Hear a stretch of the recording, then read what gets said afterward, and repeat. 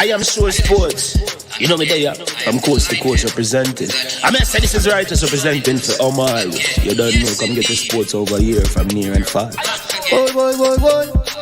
Me say I am sure sports, one thing me sure about. When me say sure, that me not doubt.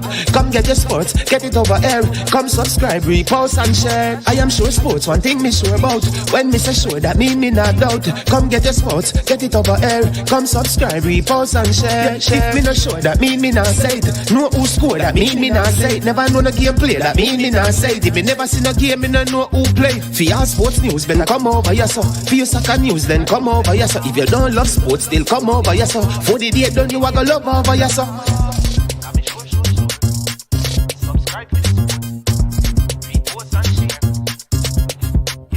So when it comes on to behavior concerning football, Jamaica is decent. I am sure that if we can get all of these things done, set in place by the end of April, it gives us enough time before the World Cup campaign. Not afraid of no Brazil, no Argentina with these crapper players. We are good enough. Remember to like, subscribe, share. Listen, comment. Let me know what your thoughts are. Trick Jerk Marinade gives your meats and vegetables authentic Jamaican jerk flavor. The spices are directly from Jamaica. Spices like jerk seasoning, allspice, Scotch bonnet pepper, fresh scallions, thyme, ginger, and garlic. The key ingredients to a great jerk marinade. 0% sugar and low in sodium. You want to try it?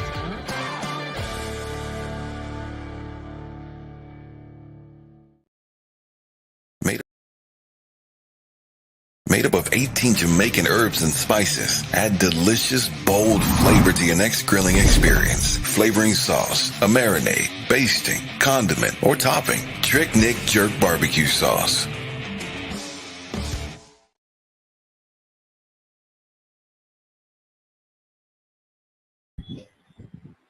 All right. Good evening. Welcome back to the channel. This is I Am Sure Sports. I am Manning's man. Back after a few days off, had some very pertinent business that I had to take care of. But I am here, so have no fear. It is Sunday. It is a good day. It is the day that the Lord has made. So let us continue to rejoice and be glad in it. Continue to look to the hills. From whence cometh our help? Our help comes from the Lord, the one who made the heavens and the earth. He is the great and mighty one. He is mighty in battle, and he is the King of glory. Yes, we have a lot that we will be covering today and today's show. We started earlier than we should have because we wanted to get in some EPL. Yes, because I Am Sure Sports has a fantasy EPL league that is going on. Yep. So man like Demo and the gang who are playing the fantasy league, you need to come on and tell us who is leading in the I Am Sure Sports EPL Fantasy League. But we're going to go through the EPL and give you some scores and some updates as to what is happening in the EPL. We have a score from the JPL to give you. Very United, who have secured the services of Kemar Bushy Beckford, formerly of Malines. He's playing or was playing overseas, but back in Jamaica. Yes, they defeated newly promoted Lime Hall by 4-1. Lime Hall is going through a mighty big fall. It looks like at the end of the league, they'll be right where they started. Back in Tier 2. I don't know. They got to turn it around right away. We know as well that the battle for the Costa Cup will be between many times champions Glenmuir and defending champion Yeah, Clarendon College. Yes, indeed. That will be a big one. I know. Yeah, the entire Clarendon, must be buzzing about that one. But I have some other things. Listen, I have one of the baddest, maddest, hottest new ads to drop on the platform. You understand me? And I am going to drop it right now. And after this, anyone who wants to see this again, they have to drop a super sticker and a super chat. This is a big, big ad, people. Remember, Reggae Girls game on Wednesday as well. So listen, I have a big ad, right? Before we get into the EPL discussion, let me big up S Technique Skip Kevin Williams up and running. Jason, Mike. You said one person. Demo hiding, man. I'm trying to pull Demo out. Demo. Oh, Jason, tell me how the audio sound. Tell me now. I can fix the audio. Let me know if you want more volume on the audio. Let me know, Let me know. What's going on with my audio? Let me know. Check. Tell me, Jason, what's going on with the audio? Let me see if I can do it this way. Is it any better right now? Please let me know. Hey, so far record music. I need to know what you're doing. Oh, it sounds like the mic is off. Okay. All right, let me see if I can sort that out. Sounds like the mic is off. Really?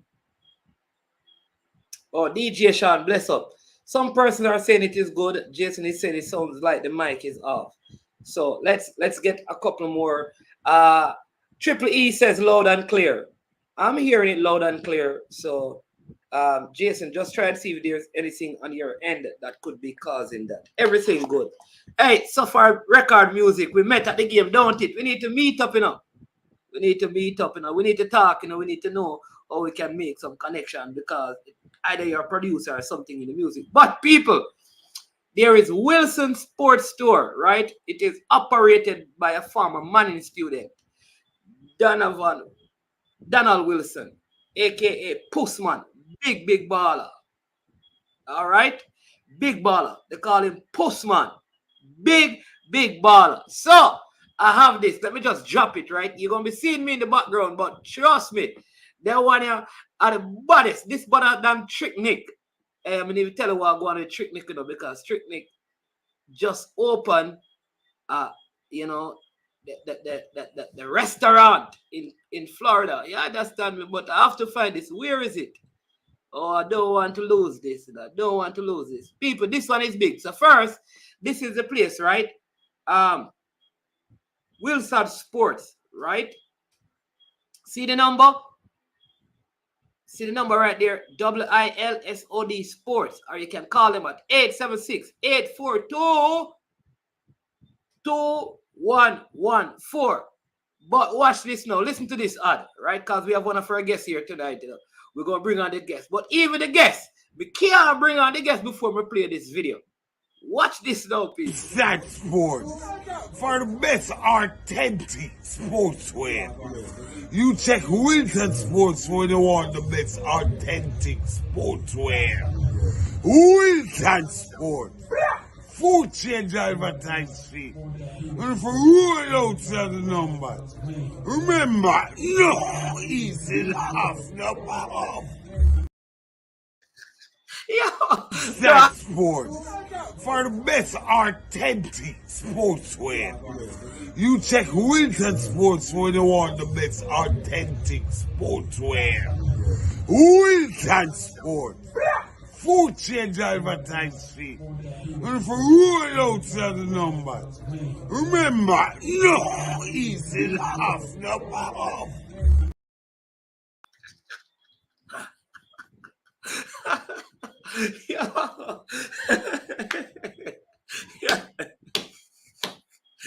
Hey, that is the baddest. That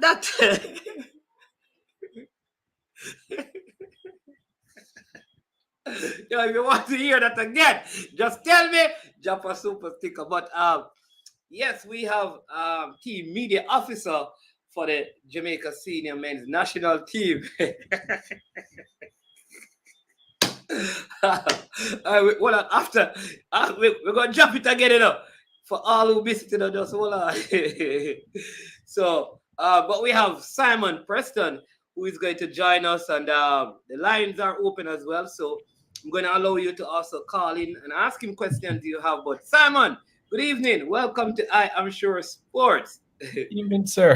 How are you doing? Hope you're doing well. I thought you were going to play it again, because you know what is funny? I don't hear some of the things that he says, but the thing is, it is hilarious. I was wondering if it was Tiger, Yeah, but I thought that way too. It sound like Tiger, right? It sounds that way. Yeah. You know that DJ named Tiger? You know Tiger, right? Yeah, man. I know who you're talking. He kind of has that kind of sound in his voice. But I don't know if the man is actually drunk or that is his actual sound. Because, that cough is like a man who just had a shot of the great JB, So, yeah. I mean, he's seen on social media in a couple of memes. It's the same. Yeah. So it's just a lot of same facial reactions that him give to things. So that is genuinely him, but the voice. Oh, okay. I didn't even know that. Yeah. But I think that is the voice. I think him put on a little, funny. Oh, so, okay. Yeah. So he's a social media phenomenon, kind of. So he's out there. Kind of like people just record him, and any little thing him say, people just record it because it's funny. Even if him say no, him say it in a way that people laugh. What's his name? That's a good question. Yeah, somebody text me and let me know what his name is. Yeah, that's that. Yeah, or somebody in the chat. Yeah. Yeah, well, that's good. But you're doing well. Most things under control. Yes, hope you're doing well too, sir. Yeah, just finished the Lord's work, so unwinding now and everything now. So all right, awesome. All right, I mean, exciting times for the Jamaica senior men's national team. Didn't move up in the CONCACAF rankings based on what we saw, but a significant win against Canada, though the tie ended 4-4.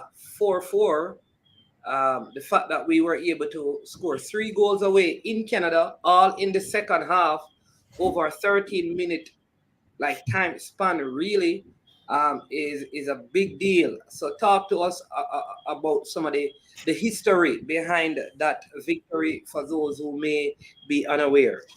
Yeah, absolutely. I think that night will always live with us for the rest of our life, bearing in mind, the circumstances of what was needed, the result that was needed, because we know going into it that we needed the goals, and then the start that Canada had in the first half, and knowing that the second half was now or never sort of attitude and mindset, and to see that from the whistle was blown to start the second half, you could just feel that there was a momentum building in things, and then getting those goals in succession like you talk about, and then later on the hanging on, quite a roller coaster of affairs. It felt like those 9 minutes of stoppage time, it felt like half an hour. That's honestly how it felt like in that particular moment in time, and just to pull it off was just an amazing moment. And it's significant for many reasons, as you know, bearing in mind Jamaica's history on the North American continent, but bearing in mind Canada's formidable home record. And for us to do that,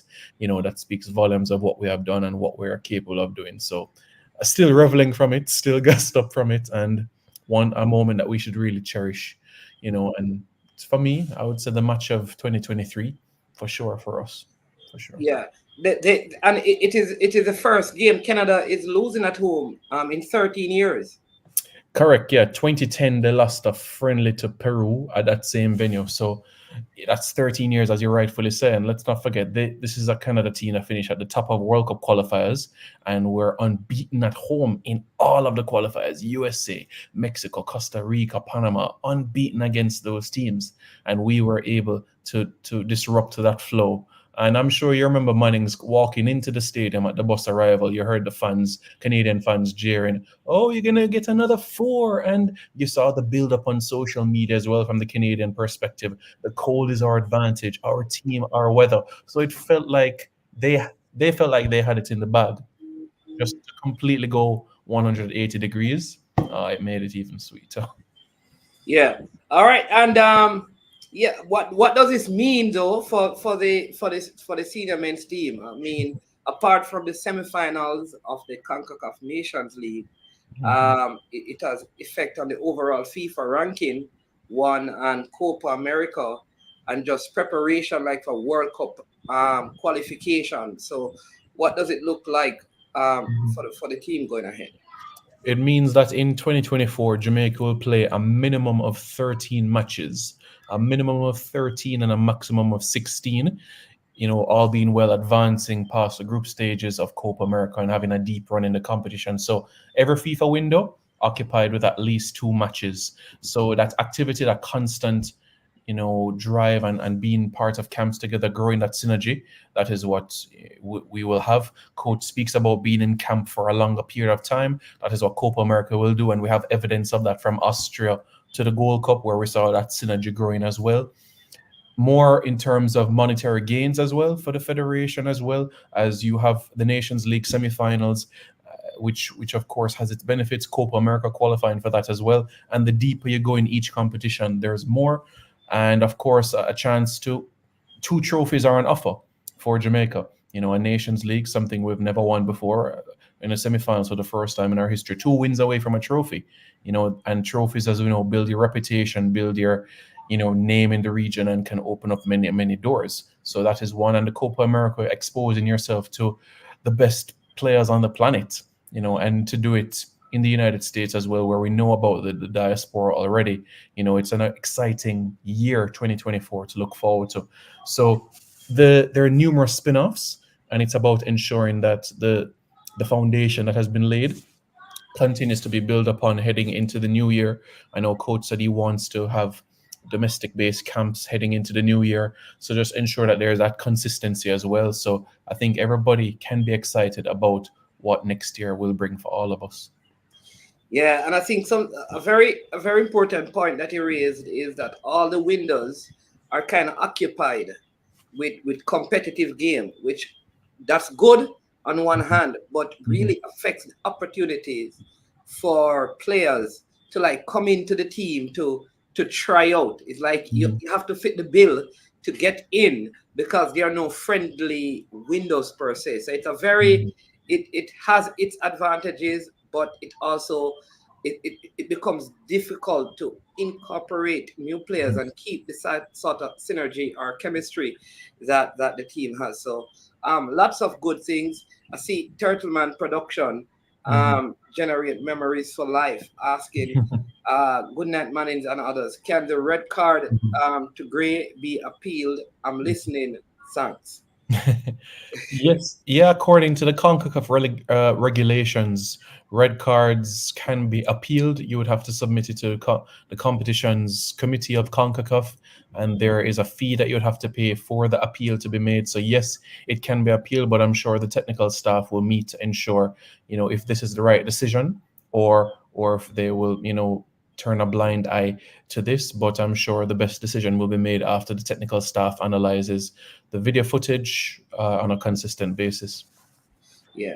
And this is a super chat. Thank you so much, Blue Mountain Entertainment Group. Man is asking me if he thinks we will ever get Mason Greenwood. All right. I don't know. I don't know if I can ask. You can plead the fifth, Simon, if you so desire. But listen, I can take a stab at the question. Listen, I think what I can say, Blue Mountain, is that when things like this happen, it opened the door for more people and more players to want to play. So if there are players out there thinking, should I, what is the incentive? What is the benefit?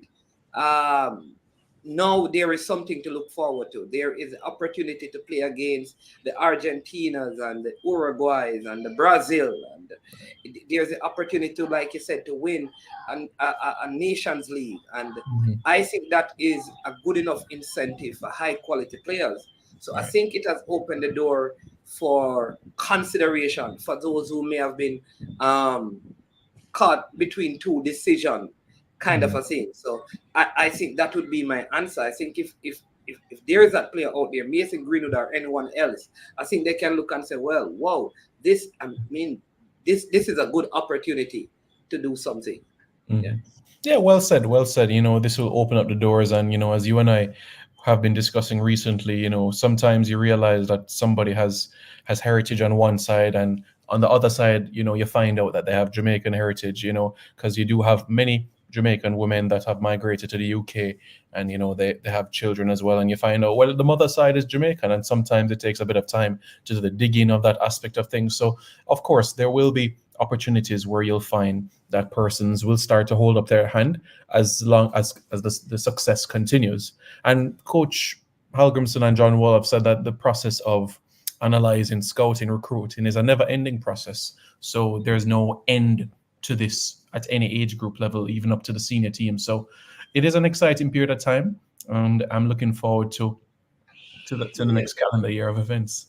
Yeah, and I think, to be fair to the coaching staff, is that every opportunity they have had at the window, they have brought in one or two new persons in every window thus far. So that could be an indication that the core is kept intact, but there is, let's bring in one here, let's bring in two here to see what they have to offer and see if they fit into what we have. For this last one, persons, for example, would have seen a Devante Cole, you'd have seen a KC Palmer, you'd have seen a Keroy Anderson, just different person. A Tavon Gray came in one window as well. Michael Hector was brought back in a window. Ronaldo Cephas was brought in a window. Trevante Stewart just brought into this window. Demario. So the core players have stayed, but over time you have seen different players coming at different windows. Greg Lee was called. You understand me? So there's always that opportunity, and then the rest of it is up to the players. So we can take that to say that the coach is keeping his word of consistent and constant recruiting and all of that. But Simon, I don't know if you know this gentleman, right? He has a viral video, right? Travels like every time to watch the game. He's a Woolmerian. He says my English is too good, so I was supposed to introduce him as AQ. We have you, right? But I typed we have you, and he then said that is so it is AQ, right? Adrian, right? We have you, Armstrong, right?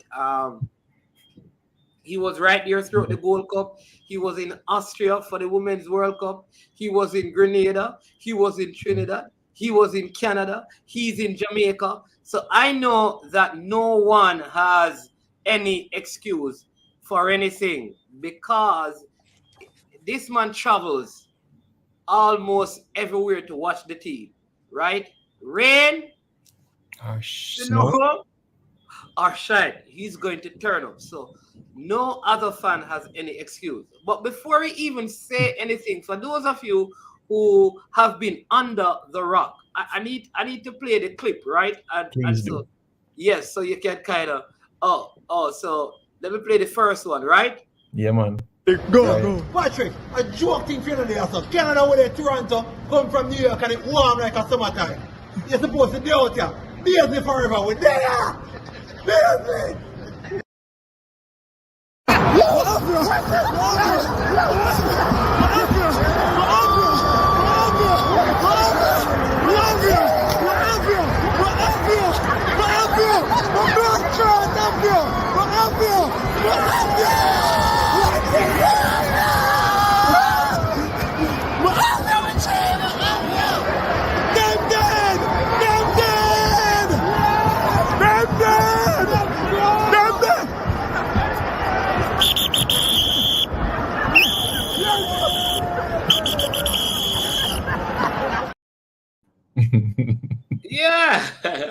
Yeah, that just sums up everything, honestly. The memories and just bringing back Tuesday night again, honestly.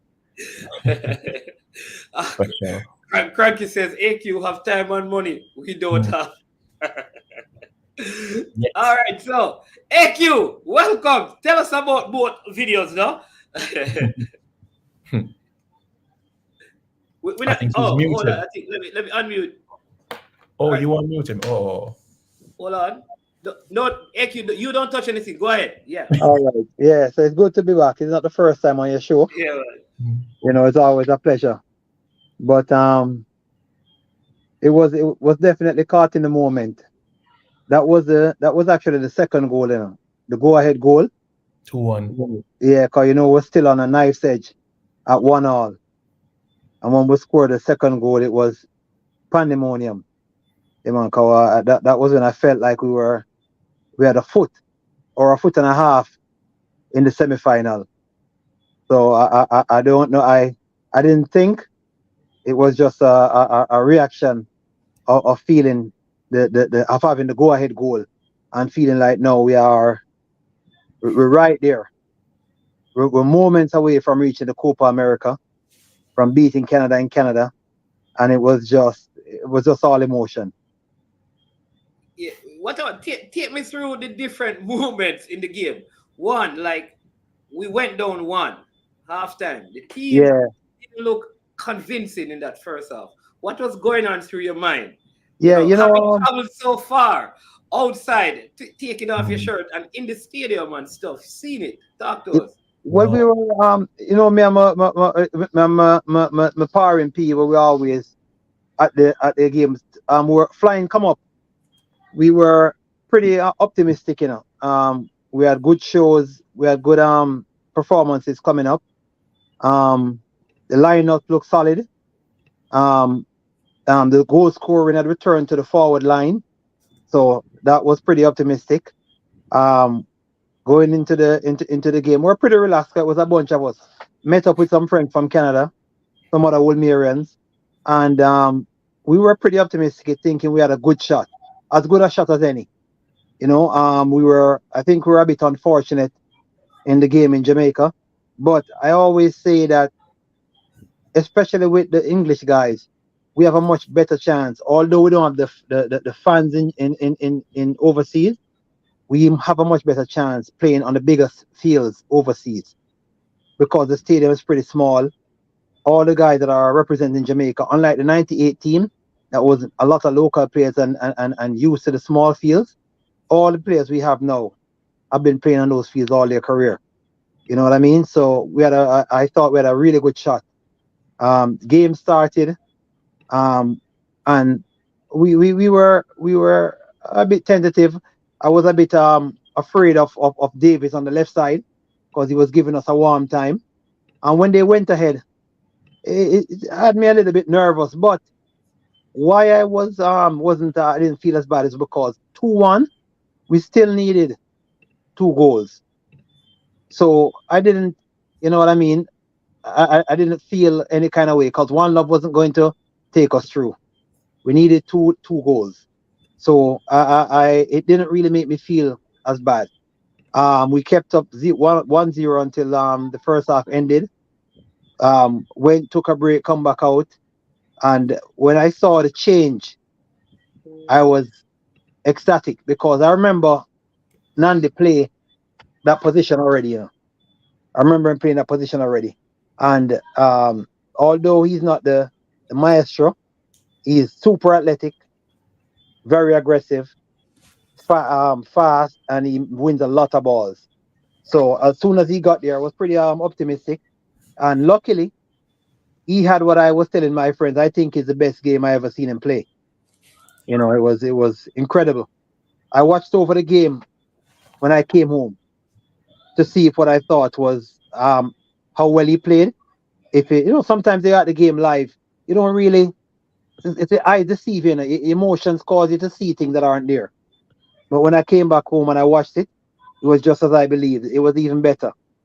He had a tremendous impact on the second half, and the rest was history. Well, when it was 2-2, kind of got a little bit cagey, you know.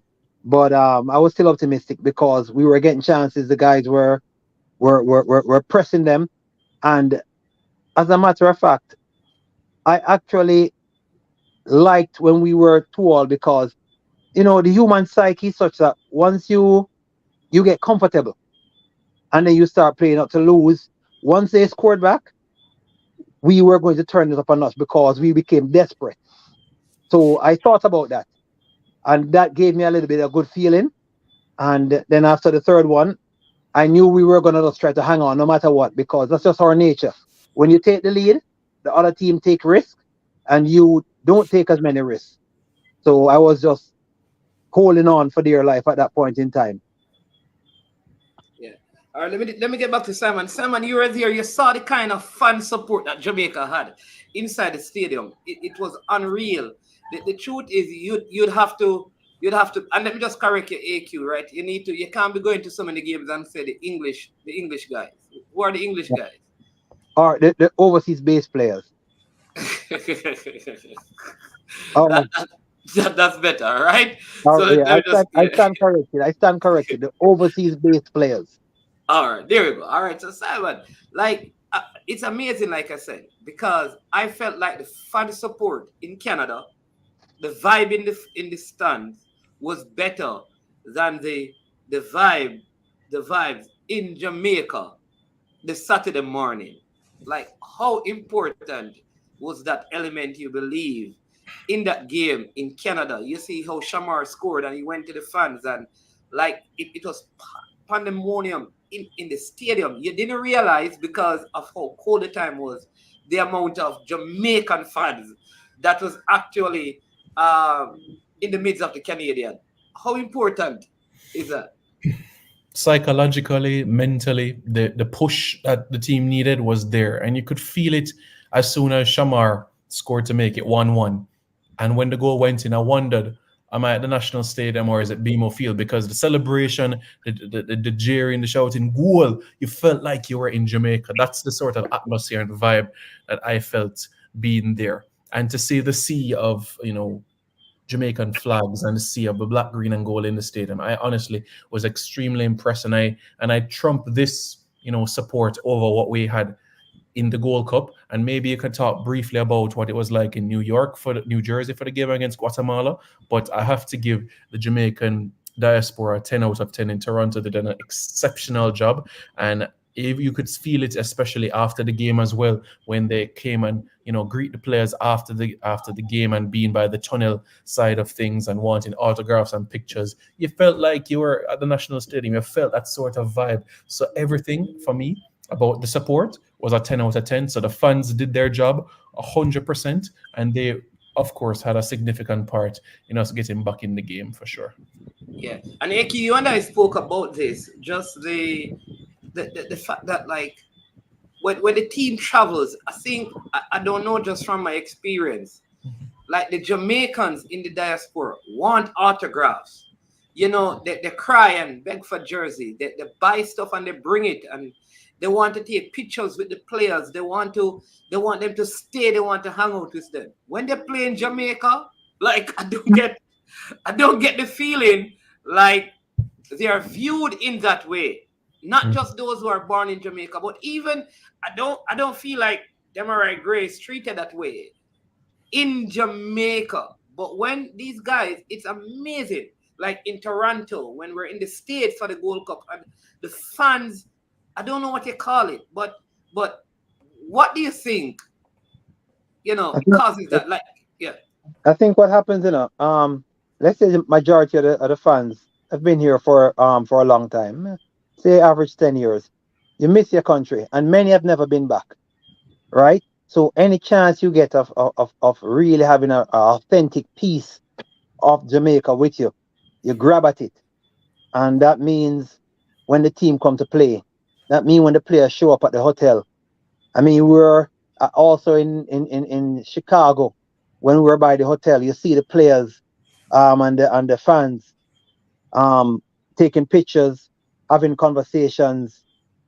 It's just it's because people miss home.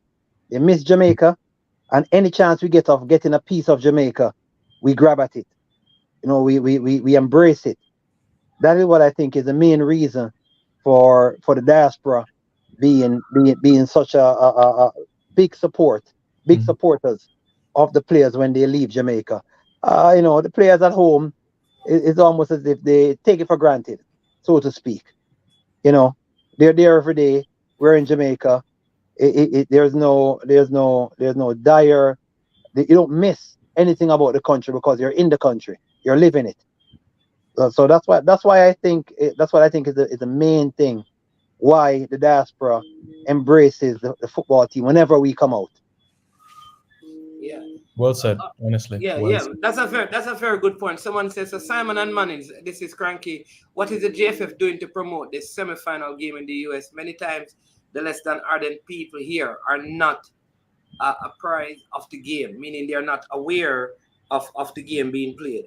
And that is part of what you want to do, AQ. Like this is also like a call out to the fans. I said something recently, and some people said it is foolishness.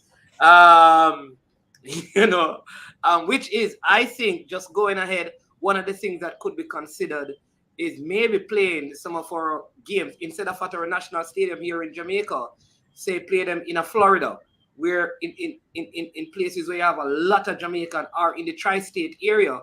And I would not play like Canada there. I would not play like USA there. I would not play like Mexico there. But I'd look to play the Central American teams. Which one of the Central American teams I can play in a city where I'll have a lot of Jamaican coming out and supporting the team? Because I believe if those teams play in Jamaica, a lot of people ain't coming out to watch Guatemala versus Jamaica in the national stadium. But in the States, certain places, it will be blocked. They will come and watch the USA because you have some top names playing for the USA. What are your thoughts on that idea? Are you think home game should stay at the national stadium? And then, Simon, I'll ask you to take Cranky's question. I'm not very optimistic about that. I'm going to tell you why. Relative to our fans in America, if it was somebody else, but the Central Americans, they travel very well. A good example is you. As a matter of fact, you use the Guatemalans. Anywhere in the United States to play Guatemala, they're going to show out. You have the Cincinnati jersey on. We played them in Cincinnati, and it was a drop in the bucket of Jamaicans out there. I saw something that really inspired me and my brethren. We were like, no man, we need to step up with thing. When we go out there, it's all Guatemalans. So much so that they turn up at the game without tickets. They never step foot in the stadium. They stayed outside the stadium cheering the entire time. You believe that? That's true. They lined the street. Yeah. That was eye-opening to me. I want to tell you, I was surprised. And if you look at Guatemala against Canada, because they played Canada in the earlier rounds out in California, I think, they outnumbered the Canadians as well. So they traveled very well. Their fans, as soon as the tickets were out for the Jamaica, Guatemala and Cincinnati, all the tickets were sold out. Luckily I had bought a bunch for me and my friends, but the tickets went like that. So we gotta be I agree with your suggestion, but we also have to be mindful and choose carefully which Central American team we're going to play. And obviously Florida, New York would be the two main areas where we're looking to play them, or DC, like where we had that big turnout in 1997. Yeah, so those three places. But I agree with the plan. We just have to plan properly. We have to really reach out to diaspora. We have to activate them. We have to really put the work in to make sure that we have a really good showing and not just put it there. We have to market it. We have to get the fans out. We have to use social media and get them out to come out and support. Because another thing I want to point out to many Jamaicans, we feel like we're not good. But I like to point out that the last 10 years, Jamaica, this has been the most successful 10 years in our history now. Barring the World Cup entry, right? We made it to the World Cup. But when you look at the last 10 years, we have made 2 World Cup finals, 2 semi-finals. Now we're in the Nation League semi-finals and a quarter-finals. That is unheard of, Back then, we used to be happy to make it out of the first round of the Gold Cup. Sometimes not even make the Gold Cup. If we don't make the semifinals now, it's a failure. So the standards that we have now, the expectations are really high. So I understand we want good, and we as a result, we give the players them or pressure the players. But on the other hand, we have to really realize that we are having some of the most sustained success we've ever had in our history. That's very important, Simon. Yeah, quite a sobering point in relation to the last 10 years and what we've gone on to achieve. So yeah, AQ is absolutely right there. And I understand what he's saying in relation to picking and choosing who to play, because, just like Jamaica, Guatemala is a large Central American diaspora within the States as well. So I agree in terms of being selective in that aspect as well. And it'd be interesting to see as well, the available venues when that comes to fruition. So I'll touch on what you see on your screen there. It's just recently in the last 48 hours or so where tickets have been able to go on sale. I've dropped it within the chat, in relation for the upcoming games that are coming up. So right now the emphasis and the preparation is for the girls that play on Wednesday. So a lot of focus is geared on social media towards their game on Wednesday, and immediately after their 2 World Cup qualifiers, World Cup qualifiers, then the attention would swing towards, engaging the diaspora more and to ensure that we can be able to turn Dallas into mini Jamaica for 5-6 days or so for that Nations League period in March. Yeah, so the tickets for those games, you say they go on sale? They're already on sale? Yes, they're already on sale. I'm going to drop the link in the chat now. It's taking some time to post, but yes, it has gone on sale. It can be found on CONCACAF's website as we speak. They have started to go on sale right now, and there are tickets available. It's not sold out. Okay. Yeah. So CONCACAF's website, tickets can be bought. That's www.concacaf.com/Nations League tickets, and persons can be able to. I see Dottie Harris saying, when Jamaica start to win more, you will see more people in the stadium. Also remember that most Jamaicans are Wagonist fans and will come out when winning more. It was the same in 98 campaign. But here's my point though. The team has really not been losing a lot of games. It's just that we have not qualified for the World Cup. But if you look, for example, at the last 12 competitive games, the team has lost 2 games. The one at home against Mexico, against Canada recently, the 2-1 game, and the one against Mexico in the Gold Cup semifinals. Right. Those are the 2 games, But because we haven't won anything, and I think what happens is that we look often at the quality of players that we have, and in fairness, say we should be doing a whole lot better, but the team is not losing a lot of games.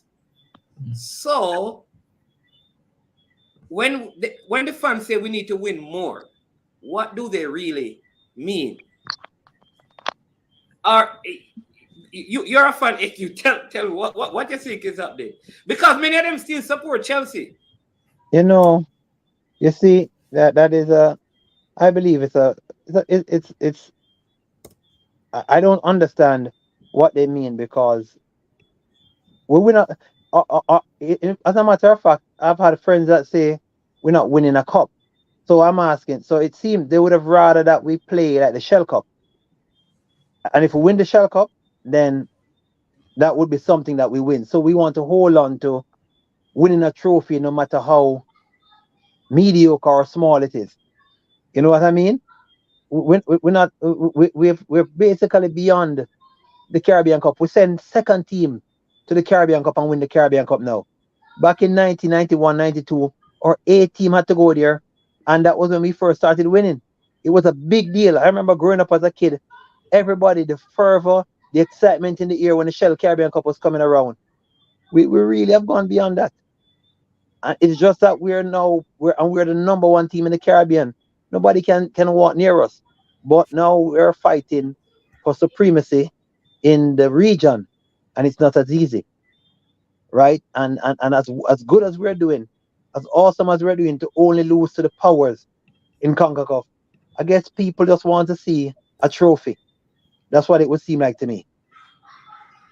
That's the only thing that makes sense from the questions that are being asked about not winning. That's the only thing that makes sense to me. Yeah. Mhm. Yeah, because certainly times have changed. I think if you ask persons a few decades ago, it was a dream. You'd even hear the previous head coach, Coach Whitmore, saying that for him, every 4 years it was about turning on the TV and watching the World Cup, but it was only just a dream to play. And now it's an ambition to be there every 4 years. So over time, those ambitions change, and now being kings of CONCACAF is an ambition for ours. Not being Caribbean champions, we know that we've done that already 6 times. So yeah, over time those expectations have grown, and long may that continue as we continue to grow as a nation. Yeah. I see this one here. Let me get this one. Simon, you have to understand when you come on, there's a lot of questions because you're not on the platform so often. Simon, what type of mediums are we using to promote the game? Because we need to cascade the message far and wide in both the US and Canada. Yeah. Well, apart from the social media, what needs to take place in terms of the diaspora stations within the states, interviews to take place. So I know Cronky has some good friends he can line up so that myself, Mannings, and others can be interviewed to promote this game some more, especially within the central part of the state as well, so that fans even anywhere can drive or even fly towards Dallas as well, so that that can be intensified. So that by the time 3 months' time comes around by March, and we can be able to have a Dallas Cowboy Stadium with a sea of yellow. That is a dream of mine to go into a massive stadium where you see a sea of black, green, and gold beyond the 35,000 that we see in Kingston. So it starts from that promotion aspect, not only the social media, but mainstream aspect as well, to ensure that all aspects of is covered on the island, locally, and within the diaspora. Yeah, and then this is a good question. How does this work? Would it be wise for the Jamaica Football Federation to like buy a section of the stadium, buy the tickets in a particular section, and then resell those tickets to the fans? Would that be a good thing to do? So Jamaican fans would have like a sea of yellow in a particular thing, because what you find is that the fans are like scattered all over the stadiums when we go there, and because these stadiums are so huge, it's not like our national stadium where you sit where you want. It's you sit in the based on the ticket that you buy.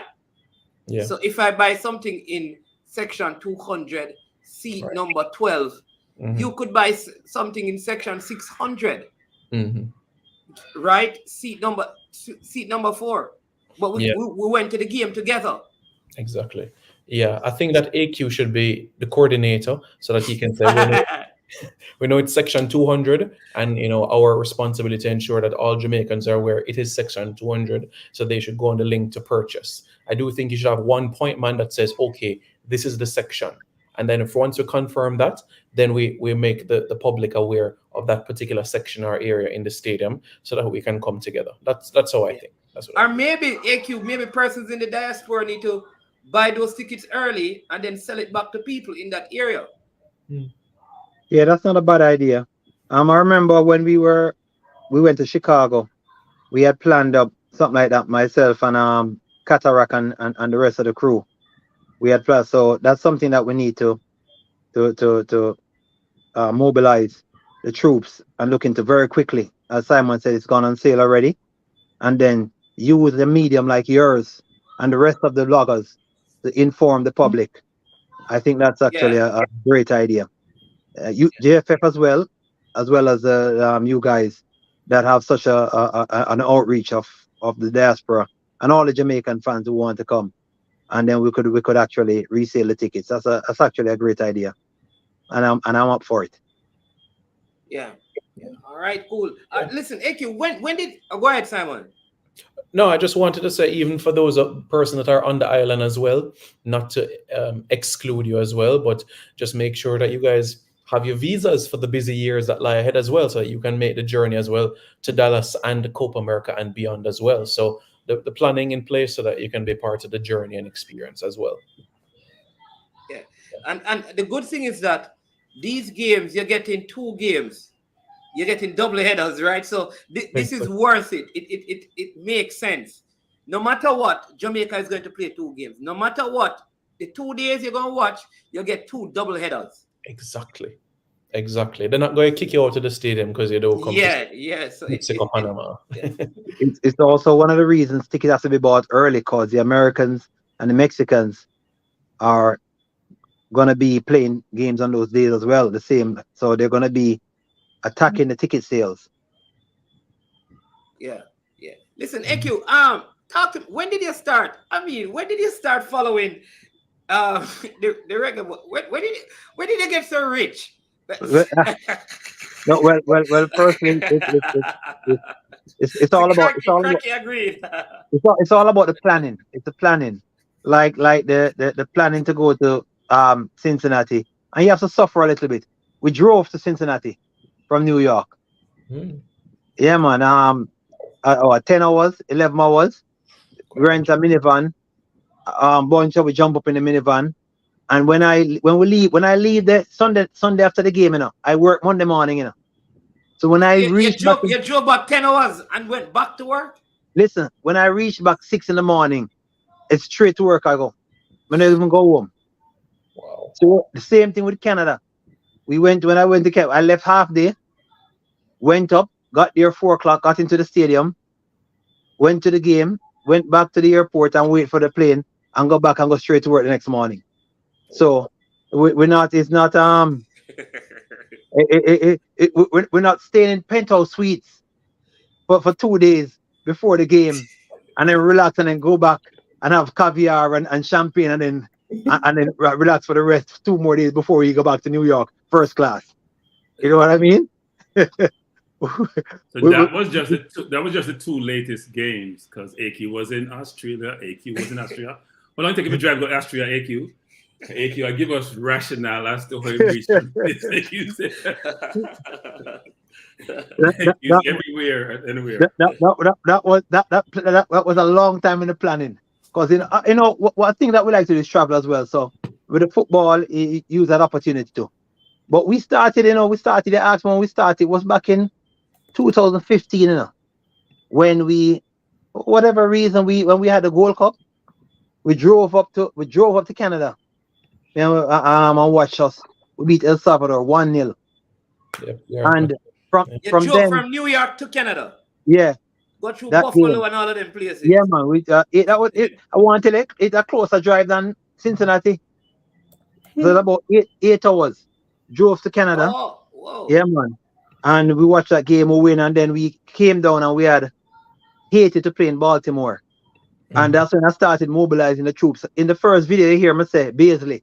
Beasley is a football club that we play for out here in New York.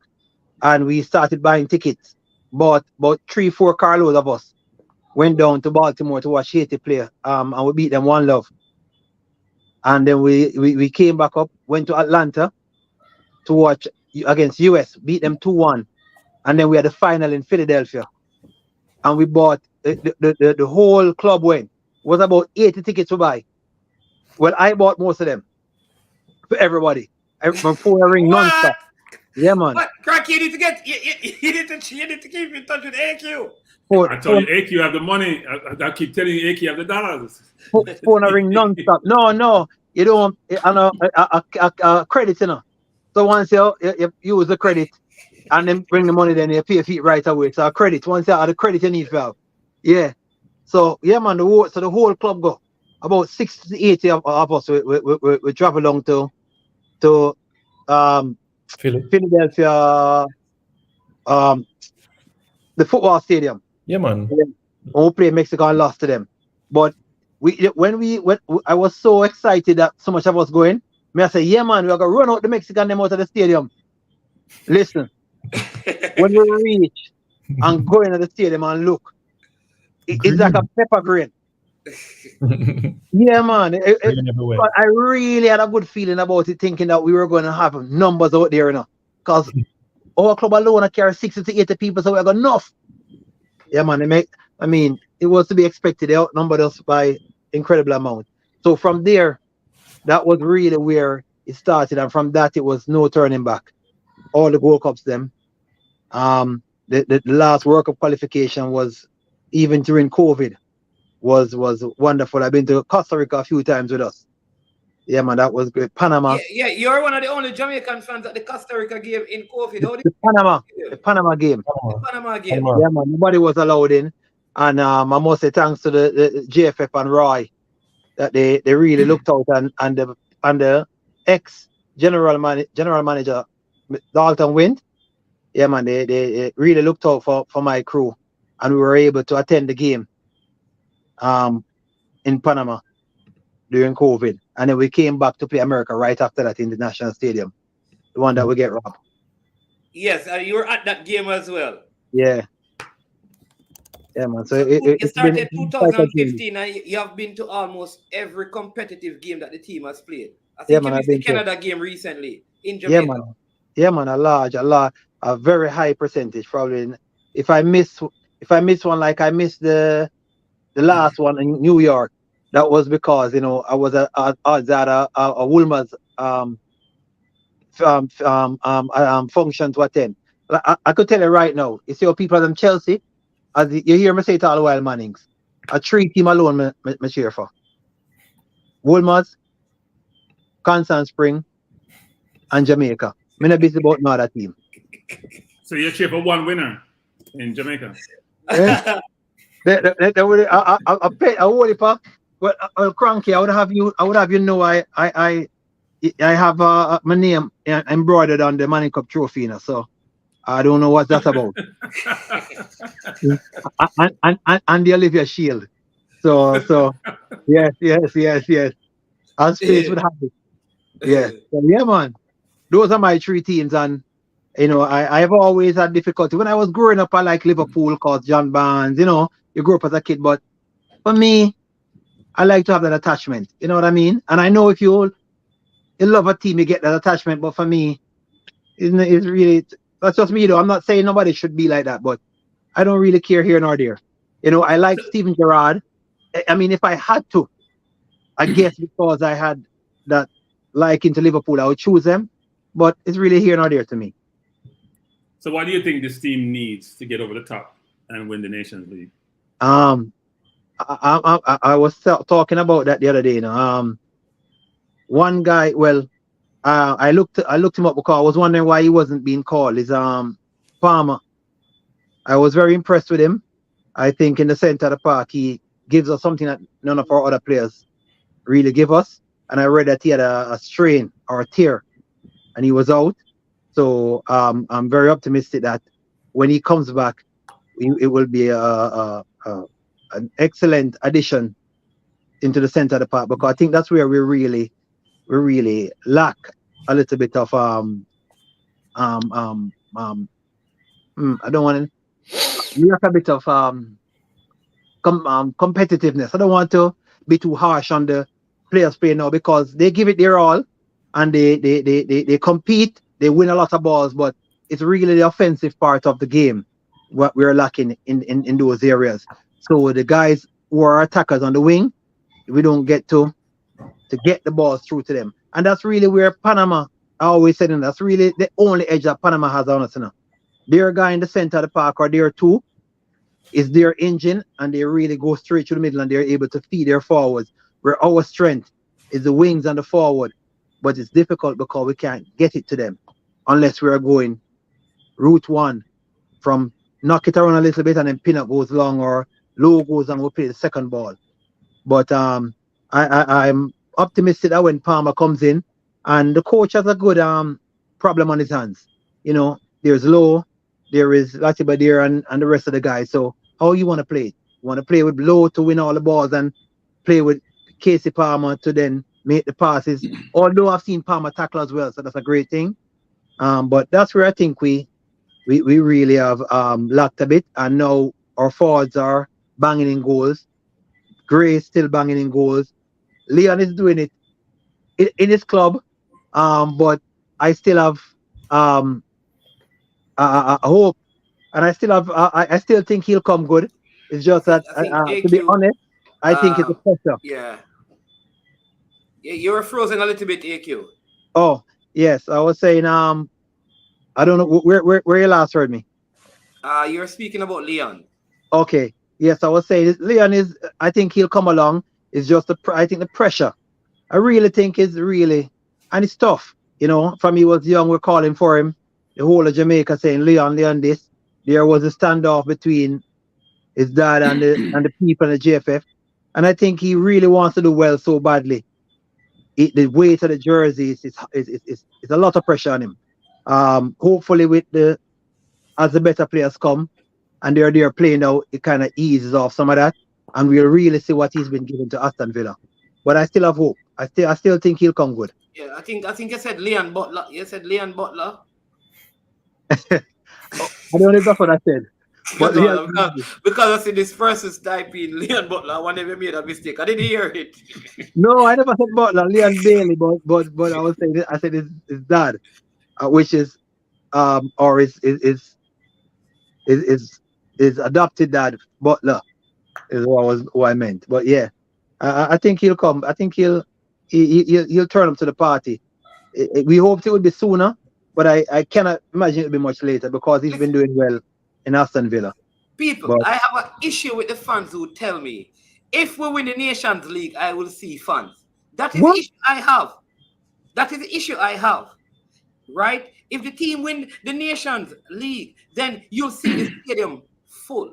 All right, people. Guatemala packed a stadium. When last have Guatemala even defeated Jamaica? Or won anything? Yeah.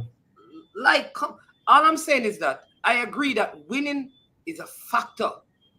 But do you know it's also important that you, in a team winning, that the fans need to also be there to shout the team on. I believe if we had a full stadium against Canada, that game, we would not have lost that game at home. I think we don't realize being in the stadium, the impact we have. And I really believe it's part of what helped the team in Canada. So many Jamaicans in there. When Boza scored, he went over there to see all the people around the stadium shouting for Jamaica. It did something to the players. And so while winning will help, we also have to support the team and help them to win by being in the crowd when they are one down and shout and make noise. That's what the Canadians were doing. That's what the Mexicans do. I mean, that's what the Costa Ricans do and the Hondurans. We have to do that. And we can't wait until, okay, we qualify now, so let's start following the team. Maybe they don't need us at that time. So I have a question for Simon and Manningsman, since you're passionate. Both of us? Yes. You're passionate expressing your perspective on fan needs to come out to the games. The fans are not coming out to the games in Jamaica, which is a little bit surprising for me, given that you're at home. In fact, your home is no longer your home, right? Sounds like playing abroad when you have no fans in the stadium. And it helps the opposition. So I had asked a question the other day in one of your programs, Management, about are we doing some kind of feasibility study being conducted by the JFF to figure out why fans are not turning up for the game? And people tell me it's expensive, but you can figure out more. You can use survey methods to kind of garner that perspective to understand why fans are not turning up. Even when the ticket prices are not prohibitive, people are still not turning for the game. So have we done, Simon, as the JFF, considered doing some kind of survey or some kind of assessment as to why that's the case and what they need to target to get fans to come out? It's an interesting one in terms of the survey, but you could say traditionally speaking, the last decade or so, the World Cup qualifiers is the only time frame where there has been in excess of 20 to 25,000 in the stands, minus this last cycle because of COVID, where only 3 of the 7 home games was allowed to spectators, and even those 3 was reduced due to the COVID. But if you go back to previous cycles, 2018, 14, 10, 6-2, 98 campaign, when it was the qualifiers, they were there, Caribbean Cup, Gold Cup qualifiers, what is now Nations League, there was a trend in relation to not the same volume that you would see throughout the course of World Cup qualifying. And the trend is on home soil is that after a good result, then you'd see that behemoth of Jamaicans in the stands after getting that 0-0 draw against Mexico at the Azteca. Then there's 35,000 people in the stands at Panama at home in 2013. So that, you know, trend of persons in the stands follows a good result, good vibes, you know, that feel good factor. But, you know, the next home game that would be in June. So I believe the Nations League could have an impact on that. But certainly it's something worth considering in relation to a survey, but I'm just speaking in relation to the trends that we have seen over the last few decades. Yeah, I think for the games in the US, my view of the US is that there are some communities that I think are much more embedded in the society. And so therefore, that ability to garner that mass of people is a bit more difficult when they're embedded. So for example, the Guatemalans, the El Salvadorians, if you don't speak English, right? You got to build your own community. And you got to get the news in your community because the language is digestible to you and you can promote things. It's hard to me whenever you have an English-speaking country here and they're spread out and they're embedded to get that same volume of people. So you have to work harder to me to get the message out, to bring people into anything you're trying to do. So I think we have to figure out a way to garner people's interest here because when I went to the Guatemala game, there weren't a ton of Jamaicans there, as you saw in Canada, for example. Because Canada is a small community of Jamaicans, you know. We have a bigger community in the tri-state area. So we got to figure out different ways to get people to know about the games and also don't make the price prohibitive. Because I had friends, I bought tickets for they were like $150. People were saying, I can't pay $150 for a friendly game.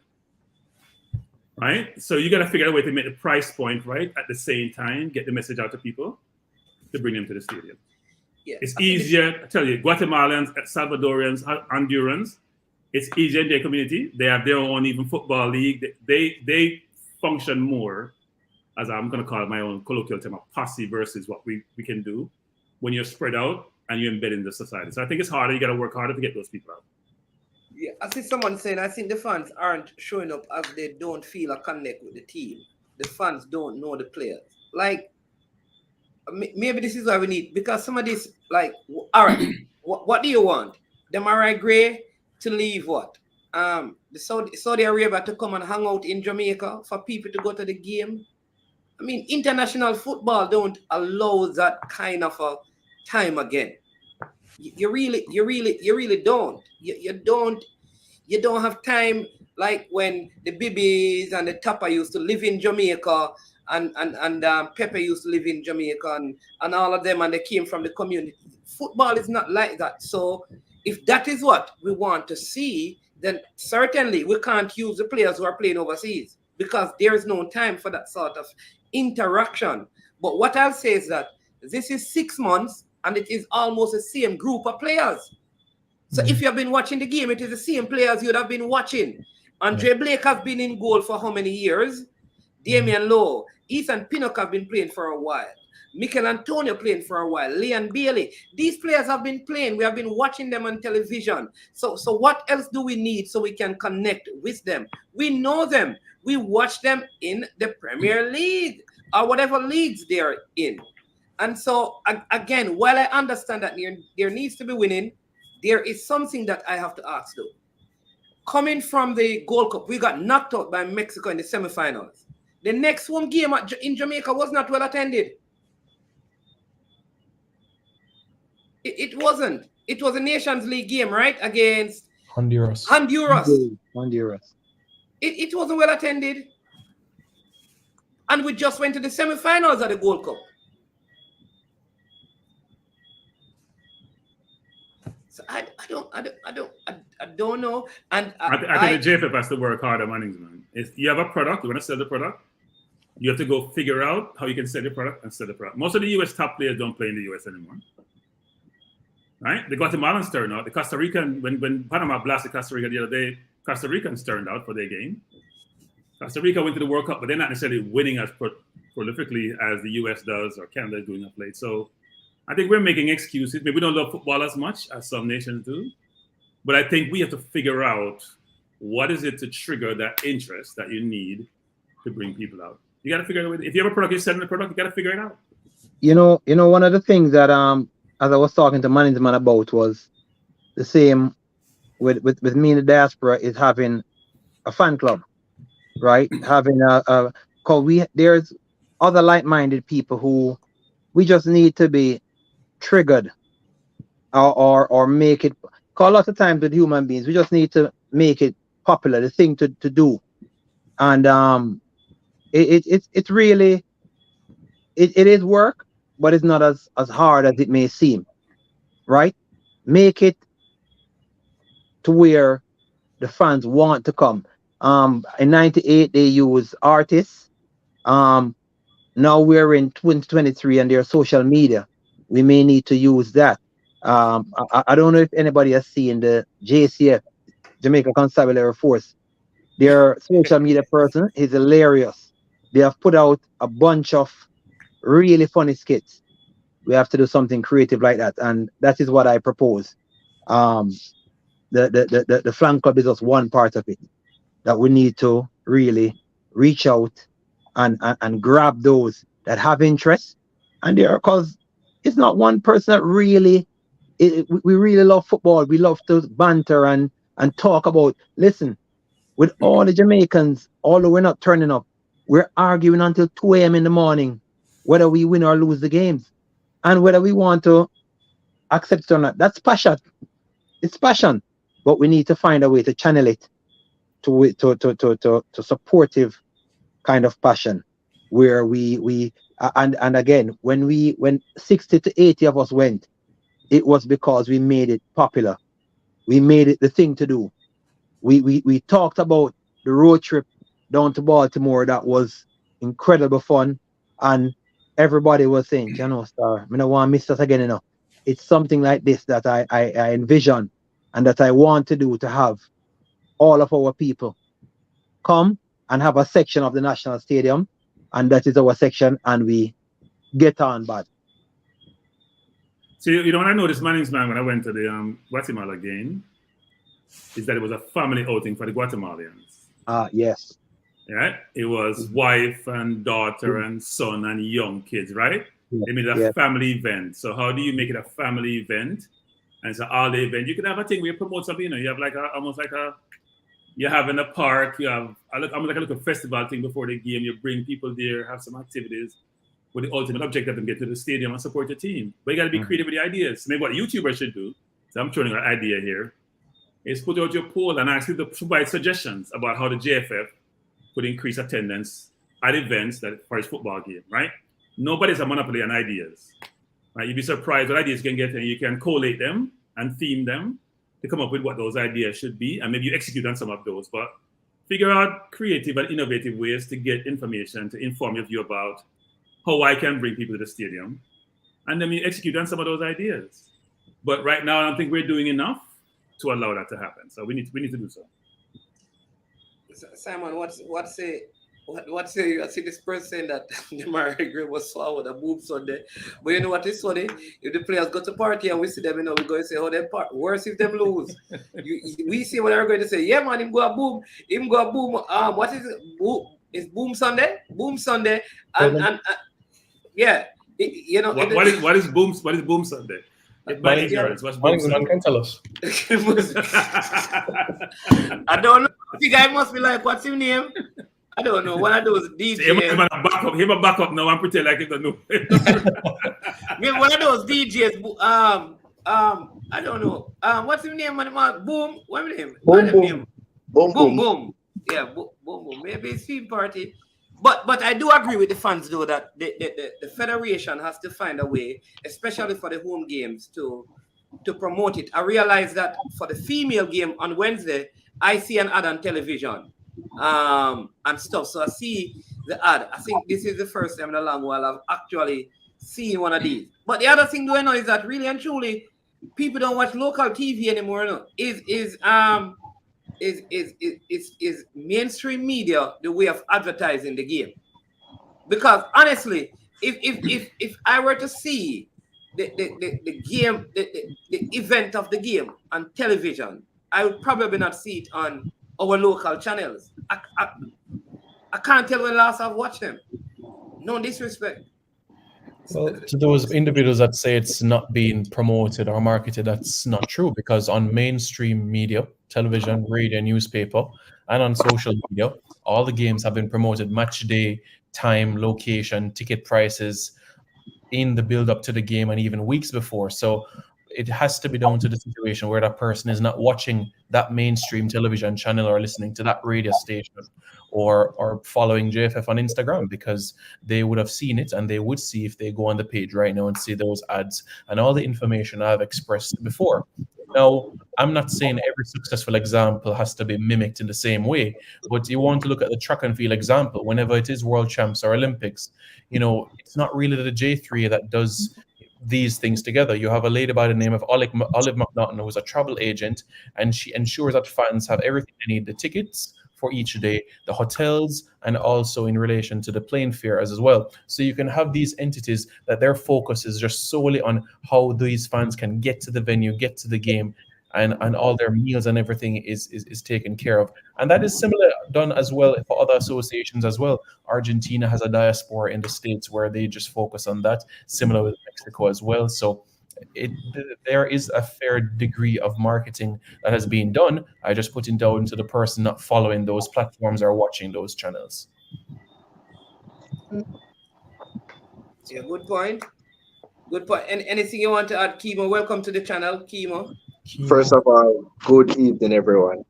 Yeah, I had my own opinion on this. Yes, I heard some of the games being announced over the radio and also on TV, but not everyone watches TV these days. Everyone is on their phone, on Instagram and TikTok and all these things. So maybe we have to just utilize it some more. I know work is being done, but you have to work even harder and trying to incorporate different people to galvanize the crowd. And I mean, you can't just rely to do everything by the JFF doing everything. You understand? Some of us as fans who are on these platforms, we have links with different kind of people. We can get involved and let them know. Like, I mean, this is our country, and some of these artists can, give it a hype. And you talk about Boom Sundays. Maybe if you use Boom Boom to advertise these games at Boom Sundays, you'll get a different set of crowd, because there's a lot of followers and people following in, But I mean, there's a lot can be done, and it's still early days.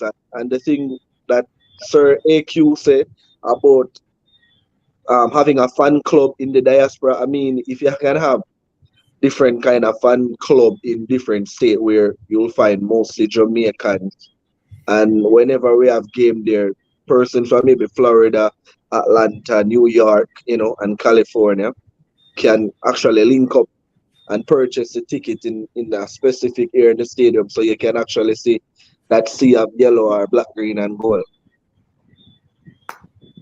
Yeah. Good point. I see. Jason Guna. It was actually free, but I think this is what I perceive. If because it is free, doesn't mean that there is not expenses. So what you want to do is, if people come, they come in. But if it was out there all across, because there was a post, so people would have seen it. I think the post was taken down, but follow me. Remember now, if you have a certain amount of people, you have to have a certain amount of security available, right? You'd have to have a certain amount of persons to do hospitality and ushering to make sure people sit down. So there would be a lot of cost. So if the stadium were full, even though it is free and that would be good, the cost for running a full stadium is way more than if you have 2,000 people. Right, makes sense? So I can allow it to be free without promoting it heavily. But if people come, they are allowed in, because I know if it is promoted heavily over the period and I get 30,000 people, then I am in problems. So how do I allow it to happen and at the same time consider the cost it is to me as the operator? I think that is probably the best way to look at it.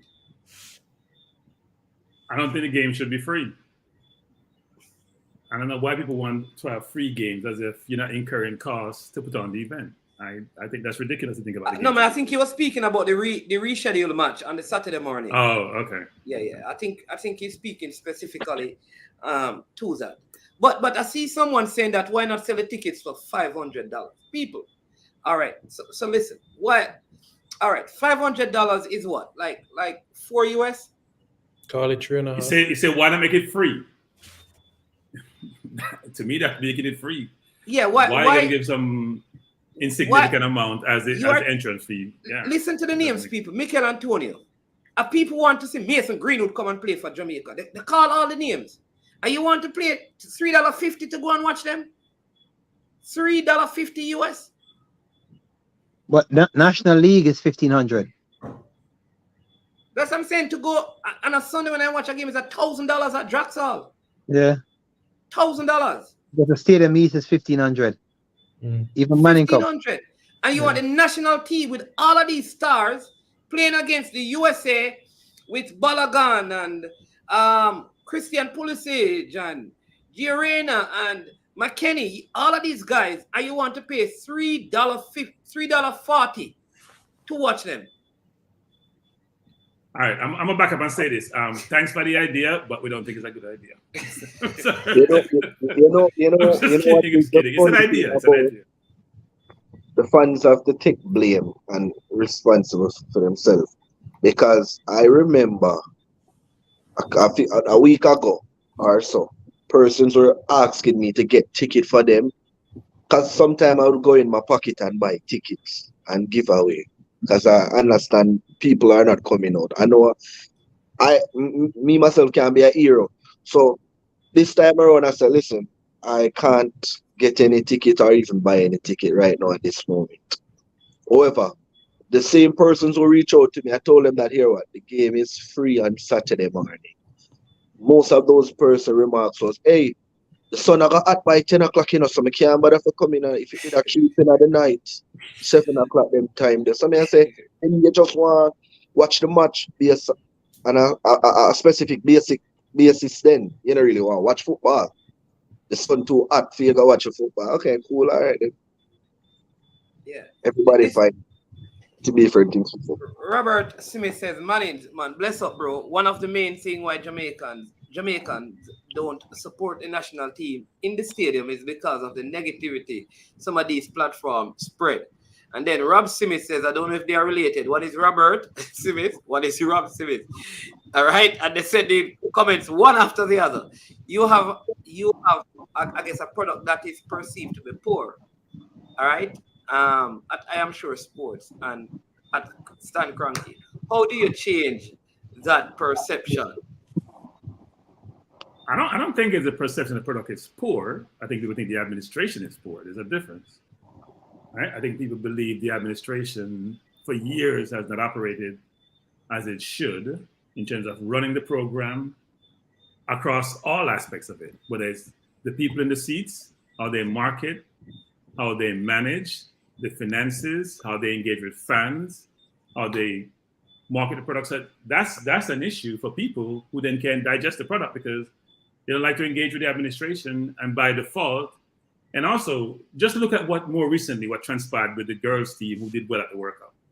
That's a clear example there of where people are turned off by the program, even when it was successful. So you have to, and I don't know how we change that because the administration is not changing. You see, we have an election, we're just going to select it. We had the left hand, we're going to select the right hand, same body. So people perceive it to not changing, and that turns them off. But I don't think the product is poor, actually. In fact, the product is keep getting better.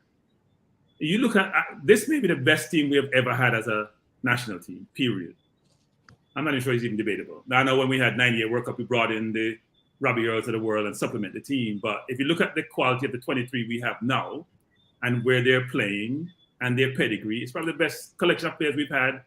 And we keep supplementing that product. So I don't see it as a product issue. I see it more as the administration element of it, which is kind of sad because if you have a good product, you would hope that you have good administration, and the two, that linkage will allow you to be successful. That doesn't seem to happen currently. And we have to get over the administration because it's not changing. So we have to just support the team and forget about the administration and hope it works out well from that end because we can't change it and it's not changing. Yeah. AQ, what about the collaboration with entertainment? Is that something that because remember at that time, you used to have Jerry D, during although it was to the back end of the campaign, but Jerry D was there, and even after we came back from the World Cup, they still had that entertainment element where artists would come in and sound system would come in and be playing and stuff, right? What are your thoughts on I think it's a great idea. I also think you're supposed to find one or two and make them like ambassadors, where they're like ambassadors for Jamaica football. So so whatever they do, they are shouting out in all their endeavors. Let's say one is a DJ, one is an artist, and he over time he always references the Jamaica football team going to the games, and is an ambassador for the JFF and Jamaica football. I think that's actually that may work best, is my belief. But we definitely have to have some collaboration with entertainment because, again, we don't have a sports fan culture. We have a party culture. And we just have to embrace. It's not neither of them is bad or good. We just have to embrace what we really are, and then work from there and see what is the best result. How can we maximize what we do best, what we enjoy the most, and maximize from that perspective to get fan support. So if we're a party culture, ATI, now they have a new one to rival ATI in Ochi, and they're all full. No matter what party, Christmas coming up, I see a list of 10 parties. They're all full. As a matter of fact, Carnival never used to be popular in Jamaica. You know why I know Carnival is now popular? Because as of 2018, all the Carnival parties that are in other countries, the big parties, they have migrated to Jamaica. I don't know if you follow Carnival, but I've been to one or a few. So, I forget the name. The boat ride, which is my friend chose it. The DJ and the army party, all of the big parties them from Trinidad, from St. Lucia, they're all in Jamaica, and they're all doing well. So I'm saying that to say we're party people. We thought that Carnival wasn't for Jamaica, but it is, and we have our own little special niche in Carnival, because nowhere else in Carnival them have so much dancehall.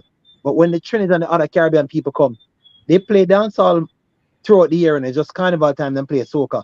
And when them hear the mixture in Jamaica, they like it.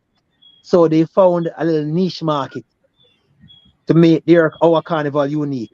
And similarly, I think we have to do with the football. We have to find our little niche market and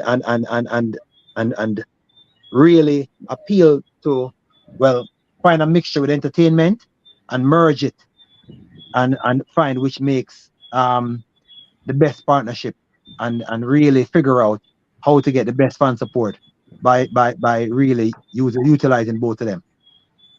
All right, good point. We have a call online. Caller, welcome to the show. Good night.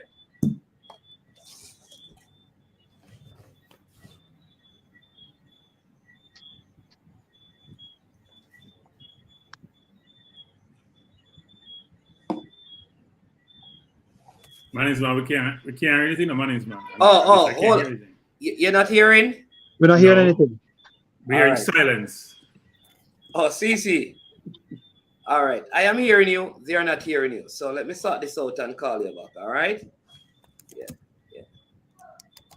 All right. So my name's man. I told you AQ was wealthy and AQ had time in his hand. AQ, I know I talk about Carnival and boat ride and I'm going to go add them thing then. So AQ have a lot of time in his hand. I'm telling you, AQ is well off. AQ, we want to be like you when we grow up.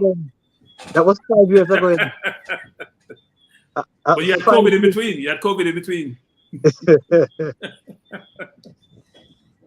Yeah. All right. So let me see if we can get back CC. Because already what CC is talking about, I disagree with. But you hearing the ringing phone? Are the phone? Are you guys hearing? You hearing now? No, I'm No, not. nothing ringing. All right. They're not hearing. Go ahead, CC. Let me see if they're hearing you.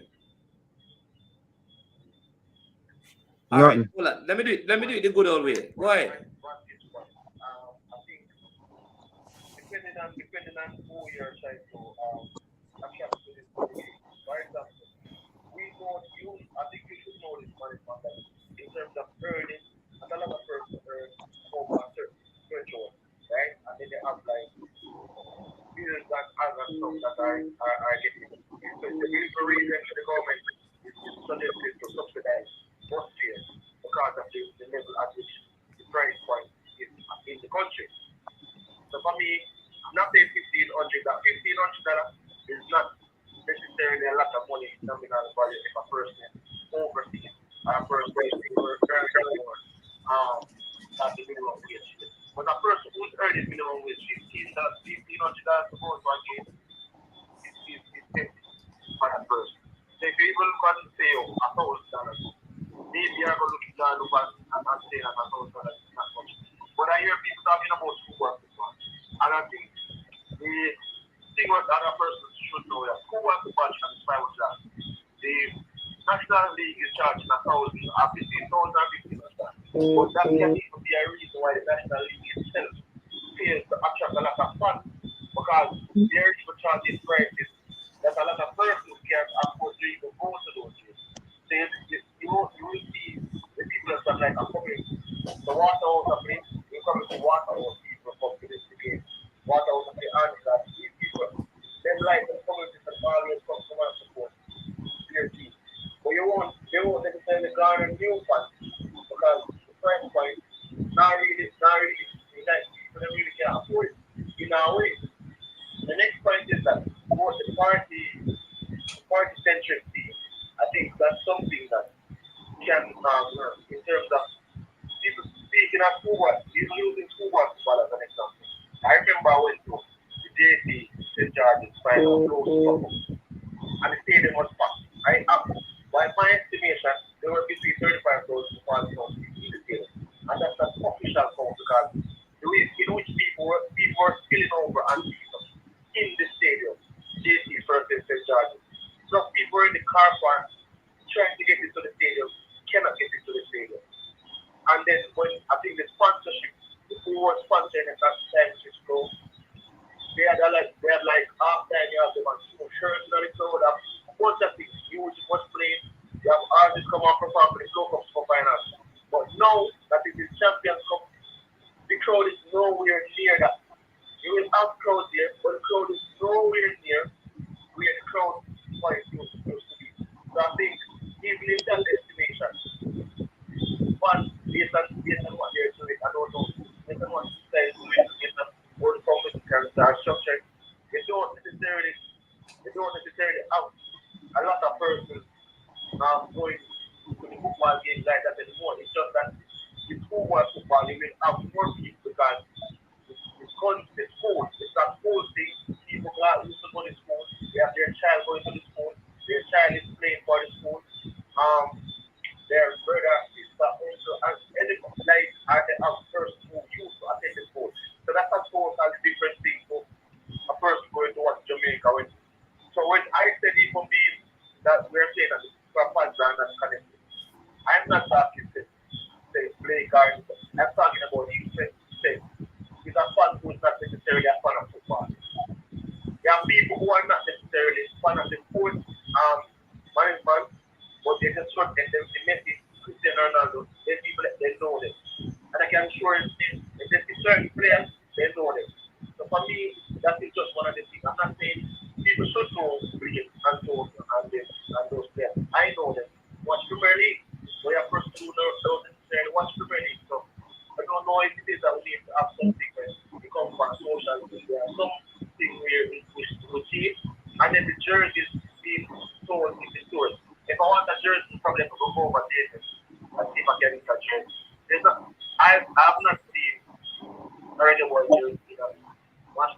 Jamaica like that outside of if I go to JFF to fight. So those are the things I feel like in terms of identity, in terms of showing.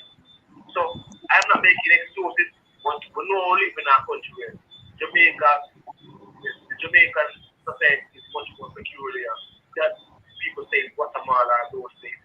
And then we can't compare, I won't compare Jamaica to somewhere else that I don't live, where sure if a person come and put us in Guatemala, minimum wage is X, Y, Z, and Jamaica minimum wage is X.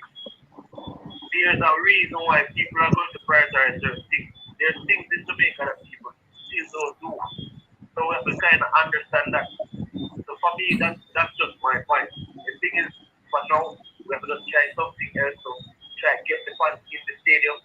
Money can be a blockage, but people even using Christmas concerts. Those things are like once in a year, once in a probably lifetime, once in a year event.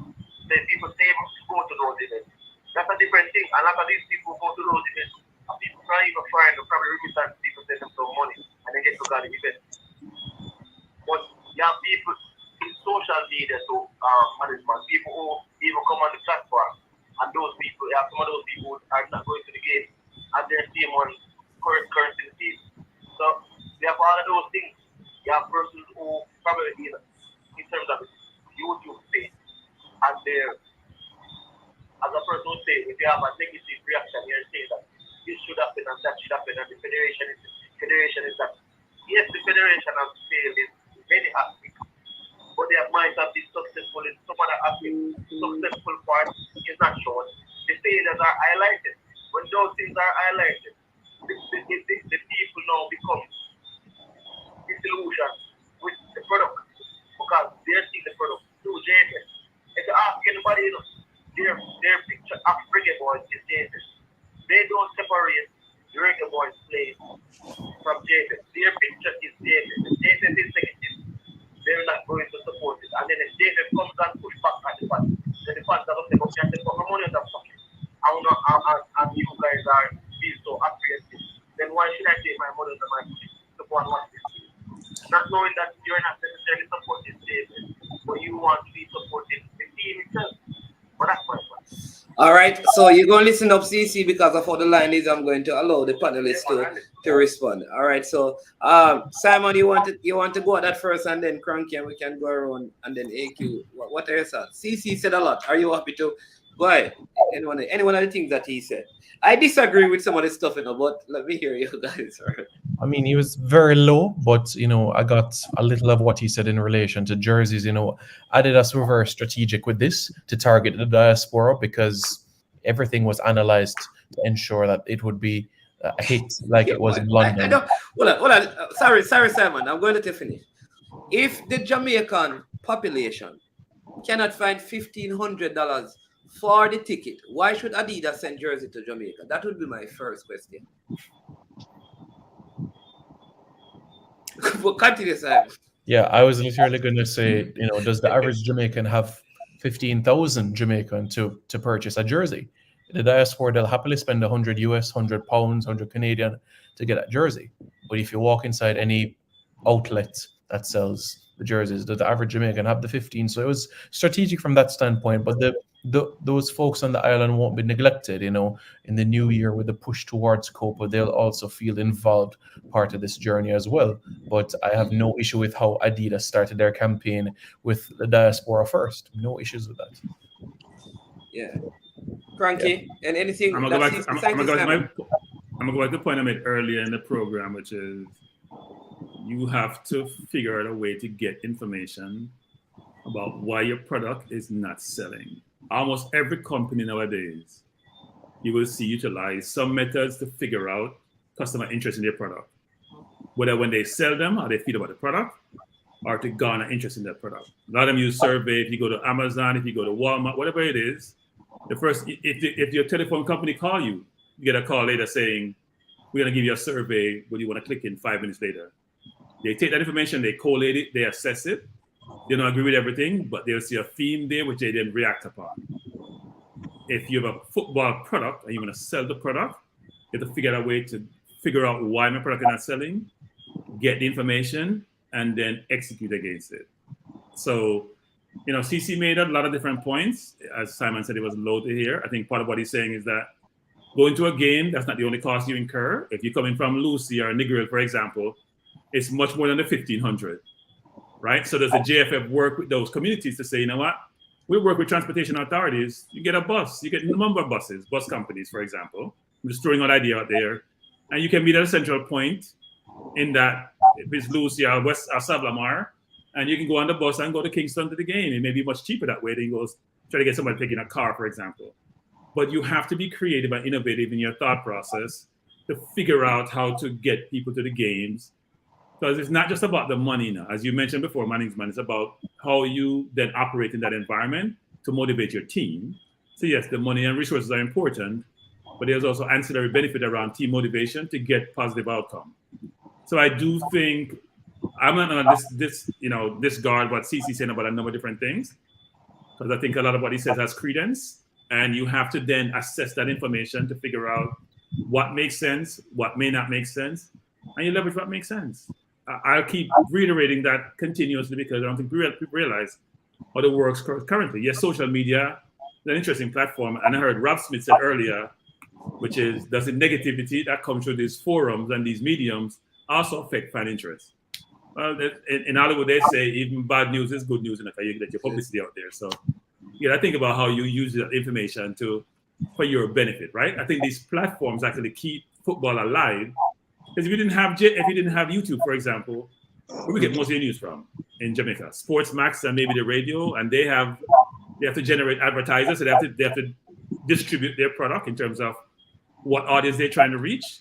I think these platforms, whether good, bad, or indifferent, keep your product alive and keep it in the news.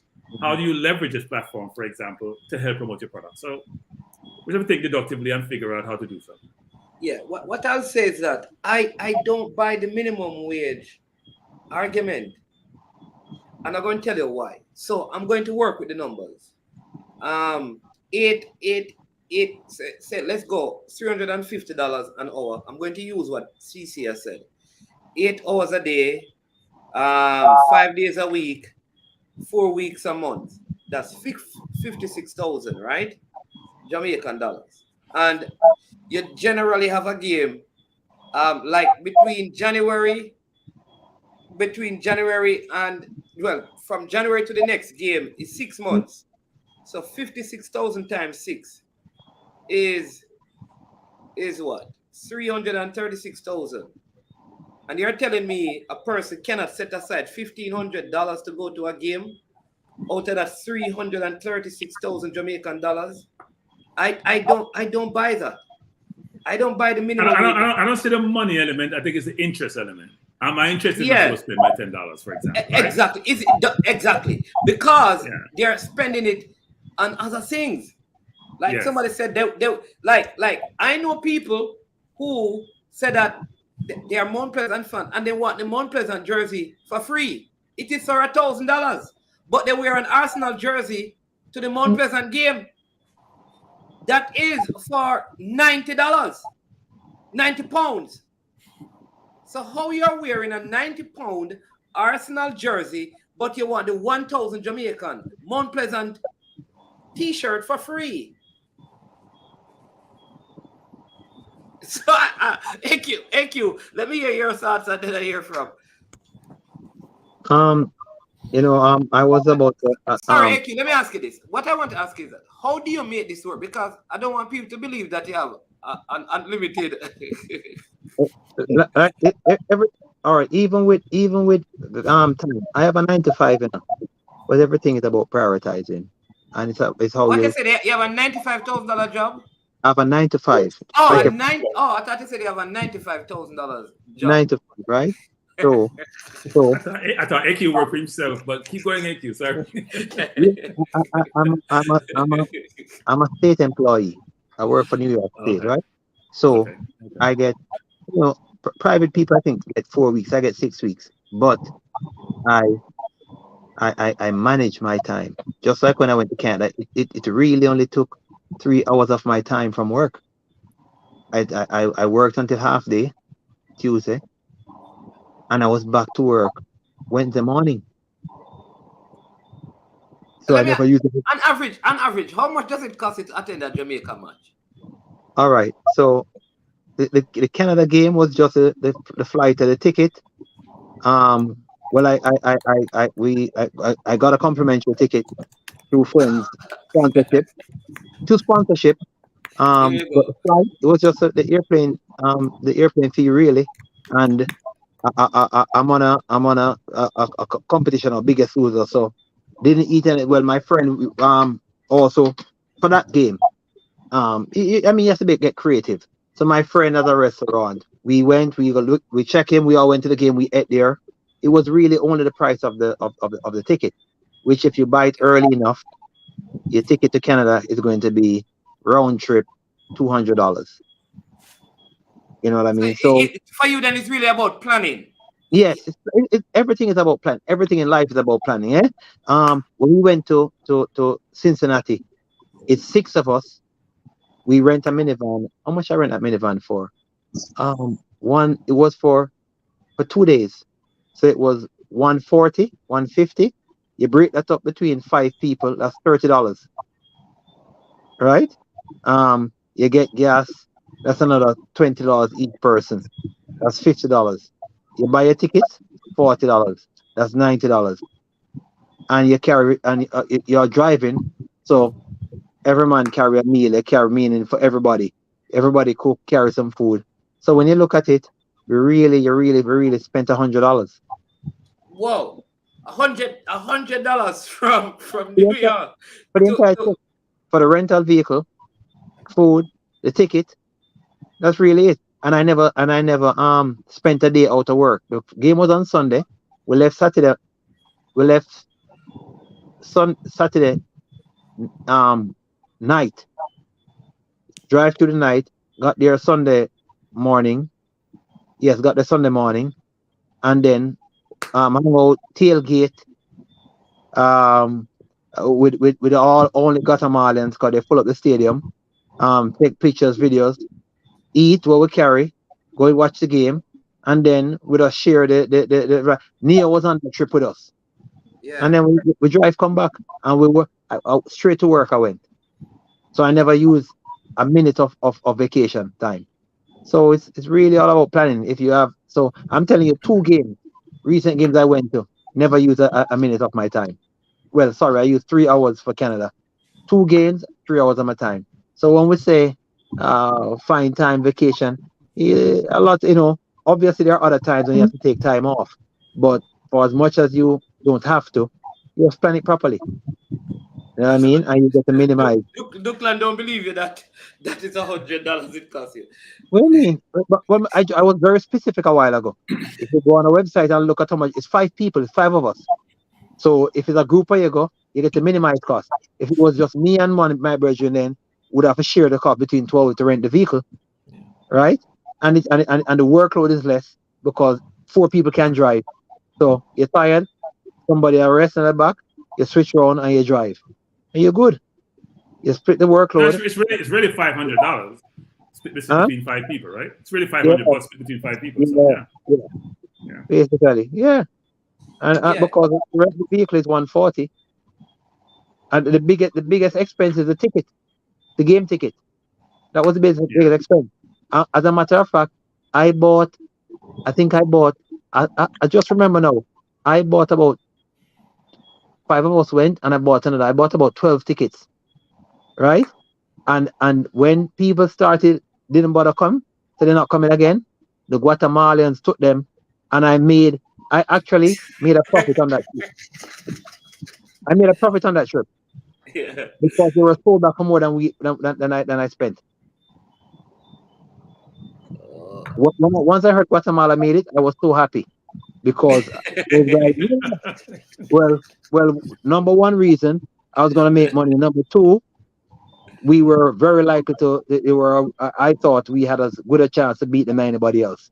I didn't want to face who was Suriname or one of those Caribbean countries with a lot of players like us. Yeah, man. And that's a good idea. That probably right, Cranky. That even in Jamaica, people need to look at, like CC talking about gas and toll and the car. So maybe CC, instead of you alone coming from where you are, you go with 4 the person in your car, that's 5. And you all make up and pay the toll from Portmore, you make up and buy the gas and stuff. Yeah. But And that's sometimes some more fun going when you're driving long distance, also much more fun going as a group versus yes. individual. Listen, I've made trips to Florida, a minivan full. I mean, the funny before I look the time finish. But it's something about us where, as a people, we also have a little where we do our thing ourselves. Yo, when I'm on a man, yo, else me I do my thing and you know how we are. And really the other more the way which is more economical and fun. We don't take advantage of that. You know what I mean? But my friends will tell you that I don't have a bone like that in my body where I look into, the main thing for me is to minimize my expenditure. Yeah. All my friends do. Main thing. I'm going to come to your chemo, but Simon, I mean, I know you're coming from church, and you have a lot on you. But so let me just ask you this, and then if you have to run, you can, right? Cranky asked this question earlier, and I think it would be good for all of us, including Cranky, to give give his views on it. Like, AQ said he thinks like KC Palmer would come in and make a significant difference in our midfield, and he believes that will bring us to that point, to that maybe the Nations League.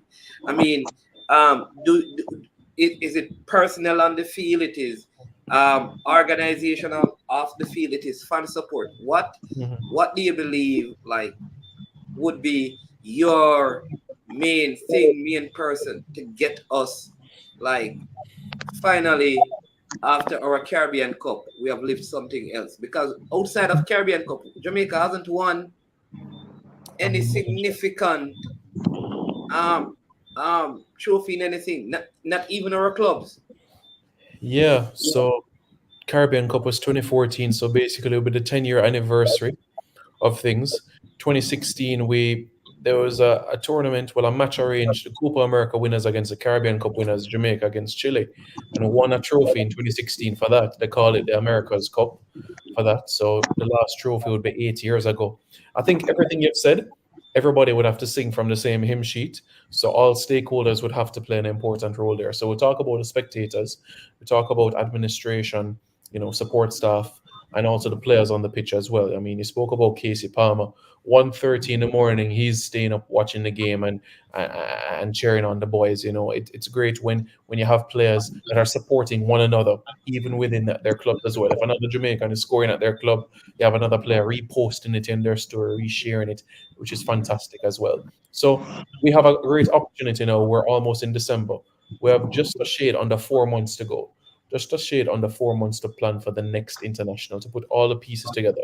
We spoke this evening about, the diaspora, engaging more the diaspora. That certainly has to be activated. And the World Cup qualifiers, which are in June as well. So that will be the next time that we'll see the men's team in Kingston. So that's 6 months from now, 6.5 months from now, to put all of the pieces together to ensure that 2024 can be the year of building of the platform that we laid in 2023. But again, I appreciate you having me on. You can buzz me in the week.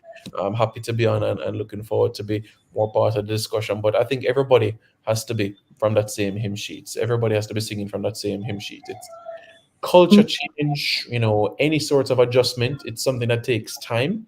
So we're going to need a little bit more patience from it.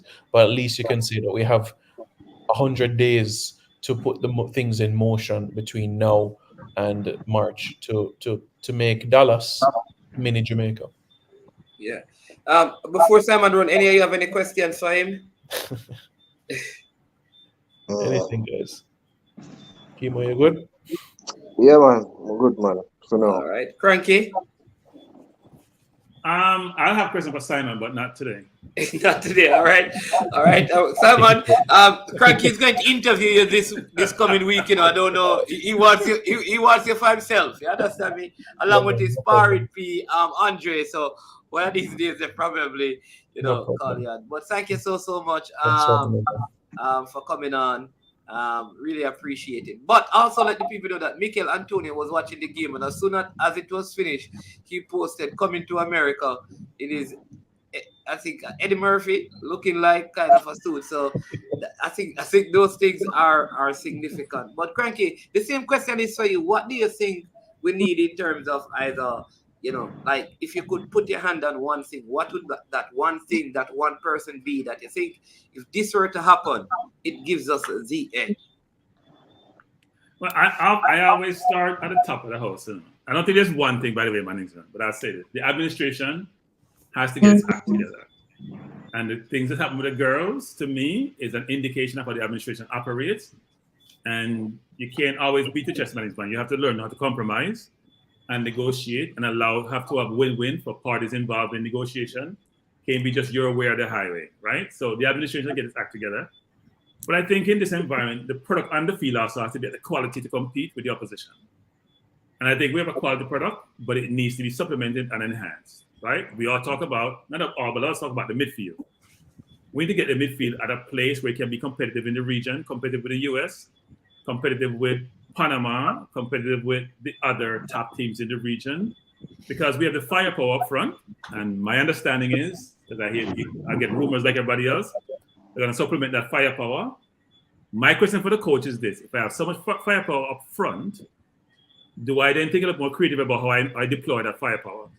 Do I play them in a traditional position, or do I get creative about how I mix up that firepower to get as much of that quality on the field as possible? But also, are there players out there in the middle of the park who have Jamaican lineage who I can bring into the team to supplement what I have today? Lowe was a temporary fix. I don't think he's a permanent fix in the middle. We need to go find someone who has some of that same energy, but just as important, that skill set, which is not just being physical, but creative enough to function in that midfield. So the product to me is an imperative that you need to have to be allowed to compete. And then, as we said before, I wouldn't call it tangentially, but the fans, sponsors have to come on board.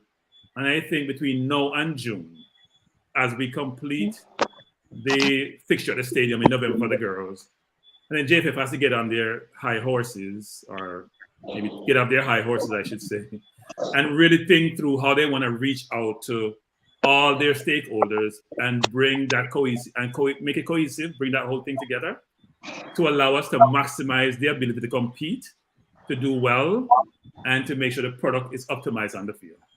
So I don't think it's a one thing management. I think there are multiple things, but you have to start at the top about the people who run the program, and if they get their act together, they can bring it all together. Yeah. All right, AQ, I'm going to let you go. You have been on for a while. Tell the people what you want to do, because I know you want to have, for these games coming up in March, you want us, all fans to be in one section. You want to do tailgate party and all of those things. Listen, we're going out there. As a matter of fact, since I've been on the show, I get a message from a girlfriend of mine. She said, wait. AQ, when I say girlfriend, what you need to explain to the people? No, a female who is your friend. Yeah. I think, yes. who is also big reggae boy fan, big Wolmer's alum, that we last time we link up was when we played. Girls, right? She went to Wolmer's girls. Yes. Okay, just want to make sure. It was a while back when Nicholson scored his first goal down for Jamaica down in DC there. That she saw me on the show and she said, wait, Dallas? She said, that can't miss me. This is what I want, that kind of enthusiasm. And listen, we want to take the best part of it, the tailgating before the game. Then by the time you get in the game, you're a little bit, I don't know if you know how the English fans do it, but you're nice. By the time you get in the game, you enjoy the game, and we create a ruckus in there. This is what I foresee. This is what I see for my people. We just have to incorporate a bit of entertainment, because we love being entertained.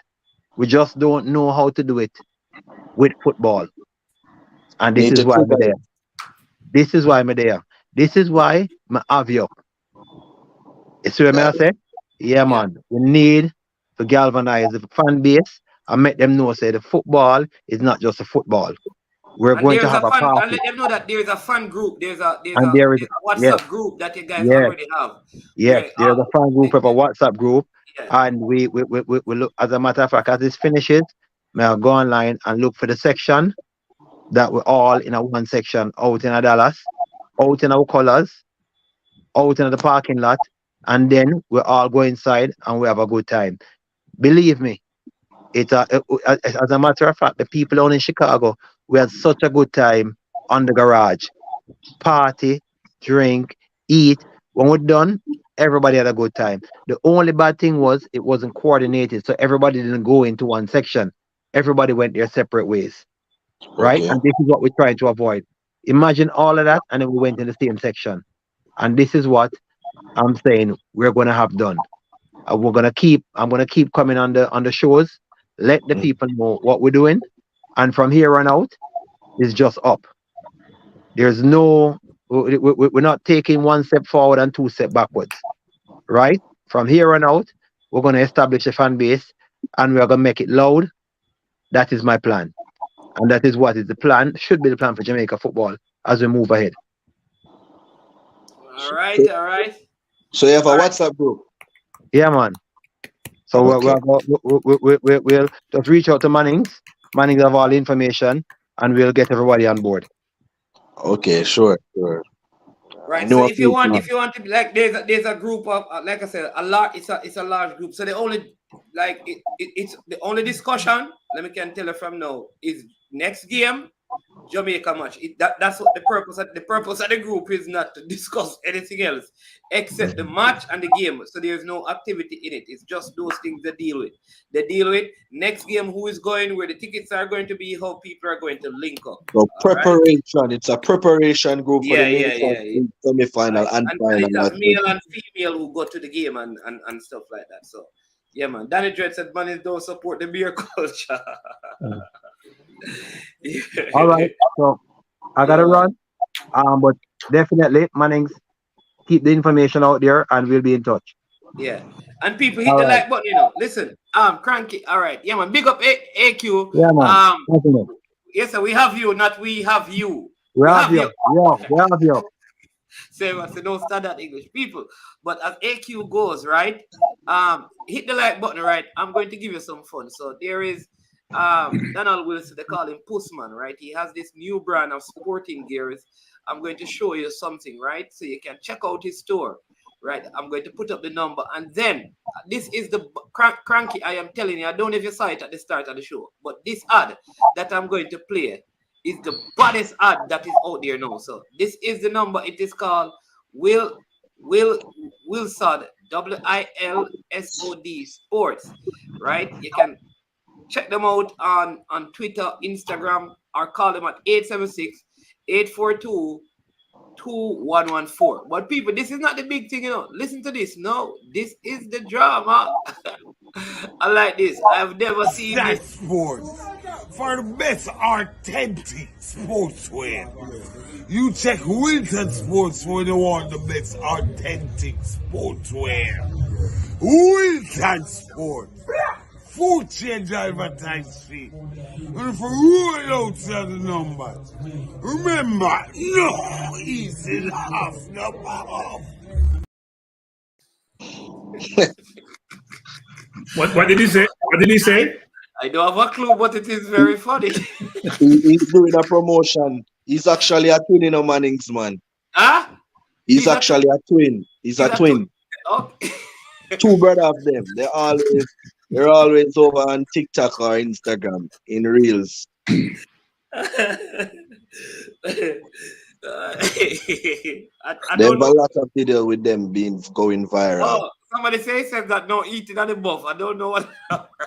yeah, he's the one. He's the one that comes up with that video. It's actual. Sometime I was telling me that before, but for me, I think for me, the football and I'm just speaking about the football, Cranky, where the team is at, right? I think that a couple more additions to this team,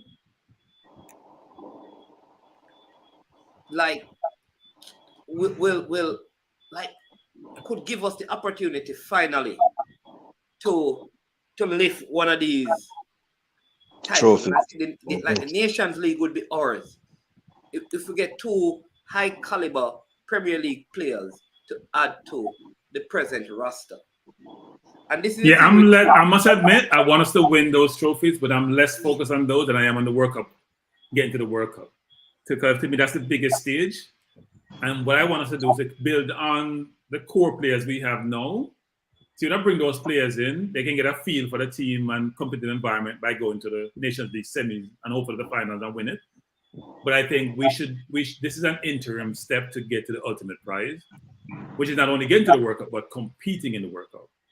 So I think it's a good time to bring players in because, as you said, for a number of windows now, we're bringing a core set of players. Sometimes players may miss a window for injuries or other situations, but we have a core set of players now. How can we supplement that core? And they're young enough because World Cup is 3 years from now. If you're Antonio, you're gonna be on that window as whether or not you get to play in the World Cup. Okay, if you're 32 or so, you're gonna be 35. Those legs go after a while. 3 years can be a long time for some players, but a short time for the younger players, right? So how do we make sure we have competition in each place in the 23-man squad? Every position has competition. So we know if we lose players to injury or whatever reason, we have good enough backup. Yeah, it's just like I always tell people. When people are saying, like, for example, with Leon, when he hasn't looked as good, drop him. But do we have somebody who is at his level or at a higher level that can come in? Let's be fair. No, we don't. And that's part of the problem, right? Exactly. Somebody's off form, you can't take them out of the team because you don't have a good enough backup to replace those players. You have to work. We have to work to do that. I think we have players out there with the lineage who we can get. We just have to keep winning. And the administration has to have positive vibes in the community globally, actually. It can't be that we do well, but we hear negatively about the administration. That's not a good thing because people are going to go, why should I affiliate with an organization who can get their act together? It's affecting my personal brand. The administration have to take that way also in a management, which is if they provide that leadership, that profile, where people want to gravitate towards the program, it can only help and it can't hurt. If it's a negative profile, that's a problem. And right now the profile is not a good one. Yeah. Rahman Osborne. Nobody. All of us agree that the midfield need to be. I think sometimes we need to listen to the conversation. When we're talking about adding player, we all admit. I think Cranky has said that. AQ said it, and he spoke about KC Palmer. We agree that the midfield still. Cranky said that Damian Lowe was a temporary fix. But we need to find a permanent solution. So we all agree that the midfield needs fixing. I think from what we have seen, we can get better production out of the midfield. And I think we can all agree on that. But Cranky, we have like 22 minutes, and the Premier League, the table toppers, Arsenal. So we have to at least talk about the workmanlike performance of the table toppers. The team that, if it wasn't for some VAR incident and an apology from the PG, what they call it, a PGMOL? PGML, yeah. Yeah, apologizing, we probably would not have lost a game all season. And the one who was leading, they have suffered 3 defeats in a row. Aston Villa, right up there. Talk to me, how was your weekend in the EPL bin? Hold on, Kimo, I know you're not an EPL man, so I am an EPL man, but the reggae boys world football overshadow that, and I am a Gunners fan as well. I am a Gunners fan, so luckily there are 3 Gunners fans here. All right, because I was going to ask you to leave, because anyway, it's a feel. 3 Gunners fans. All right, man. So let me bring up so this is, for those of you who missed it, Man City and Liverpool, which I thought was a very, very good game. Tactical, good game. Very good game of football. 1-1. Then Bournemouth defeated Sheffield United 3-1. West Ham came from behind to defeat Burnley 2-1. Same thing, Brighton, 10-man Brighton 3-2 over Nottingham Forest. Then we had Luton Town, Amari Bell returning to action. They defeated Crystal Palace 2-1. Chelsea, Reece James getting a red card in that one. They were hammered 4-1 by Newcastle. Ethan Pinnock with a good performance, but that did not stop Arsenal. Kai Havertz, the one that Arsenal fans have been beating, finally coming good, scoring at the back post late in that one for a 1-0 win for Arsenal. Aston Villa, Unai Emery, Leon Bailey, Ali Watkins with the winner, 2-1 over Tottenham Hotspur. Like I said, losing 3 games on the bounce. And Manchester United, Garnacho with a wonderful overhead bicycle kick, defeating Everton by 3-0. Wolves will play Fulham tomorrow. Those are the games, and then I'm going to put up the point standing, Cranky, and then ask you to comment and share your thoughts on the weekend action. I don't think we should. Do we need to go further than the top 6, Cranky? No. Is anything else important? No. Yeah. Top seven. Actually. I think we should cut out. I think we should. No, I think it should be top 7. I think it's top 7 nowadays. Oh, I was going to go top 4 now, so I don't see. Saved by the bell. I think it's top 7 actually. Saved by the bell. Newcastle. I think it's top 7. No, look, I think it's probably one of the more competitive seasons so far in the Premier League. If you look at the point standing, because Man City has come back to the pack in some respects. We haven't been playing well actually as Arsenal. We haven't been playing well. We are barely scraping through. Our offense last year we had Saka and Martinelli and Jesus and Nketiah scoring a bunch of goals and Odegaard, and this year the goals have dried up. So the question is that was last year an aberration or was last year no? Because the previous 2 years we only scored about 50-something goals. Last year we scored 88. This year we're not up there. We scored what 27 goals, but the goals are not coming the same. We're not as prolific as we were. In the last year actually. Saka scored 4 goals and 4 assists, but Martinelli only has 1 goal and a couple assists. So we need, and Odegaard he's got 3 goals, but he's not playing well. He's been injured. So I think for Arsenal, we have to get more output from our goal scorers because we have only given up 10 goals, which is the best in the league. Yeah. Man City has played without De Bruyne all year. They've had injuries, but the key players. And De Bruyne makes them go. And when he comes back, if we don't, you know how they function the second half of the season. First half, they're always around the pack, and second half, they just take off. So we have to set ourselves up as Arsenal to be able to stay step by step with them as we go forward. I think Liverpool has a good team, actually, and played well against Man City. And I think Klopp made some very good changes.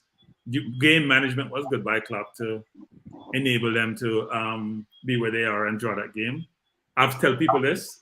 Alexander-Arnold is brilliant on the ball and just as poor when he doesn't have the ball. I saw Doku just going at him, and it's like he had no defender. He's going left and Doku is going right.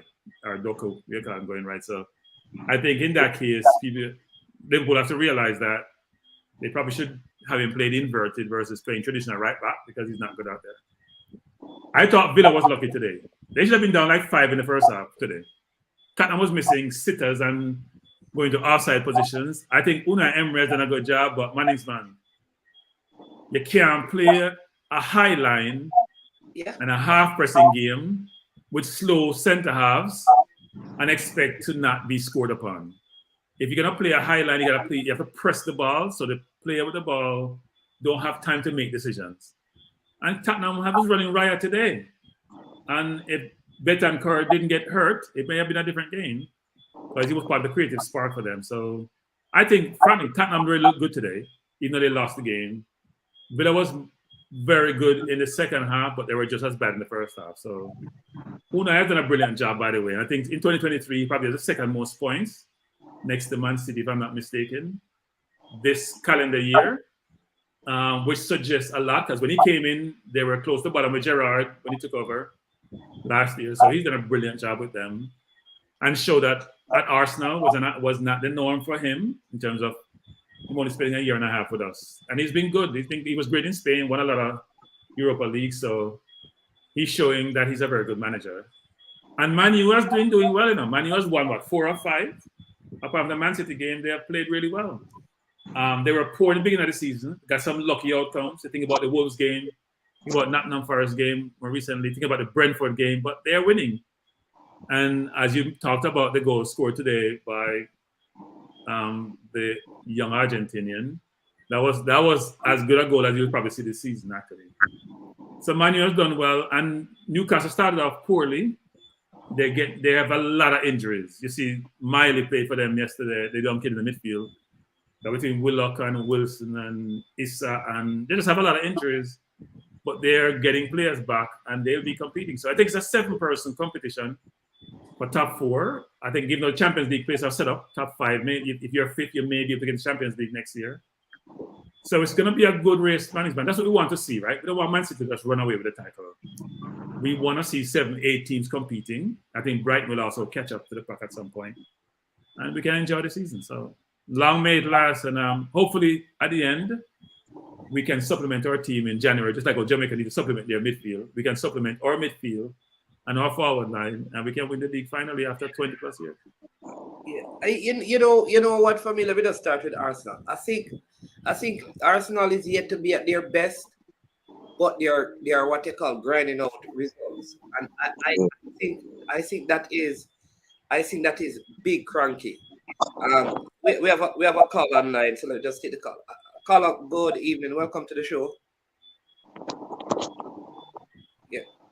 Yeah, man. Are you guys hearing? No, we're not. I am not hearing. You're hearing Cranky? Not sure if the same for Cranky.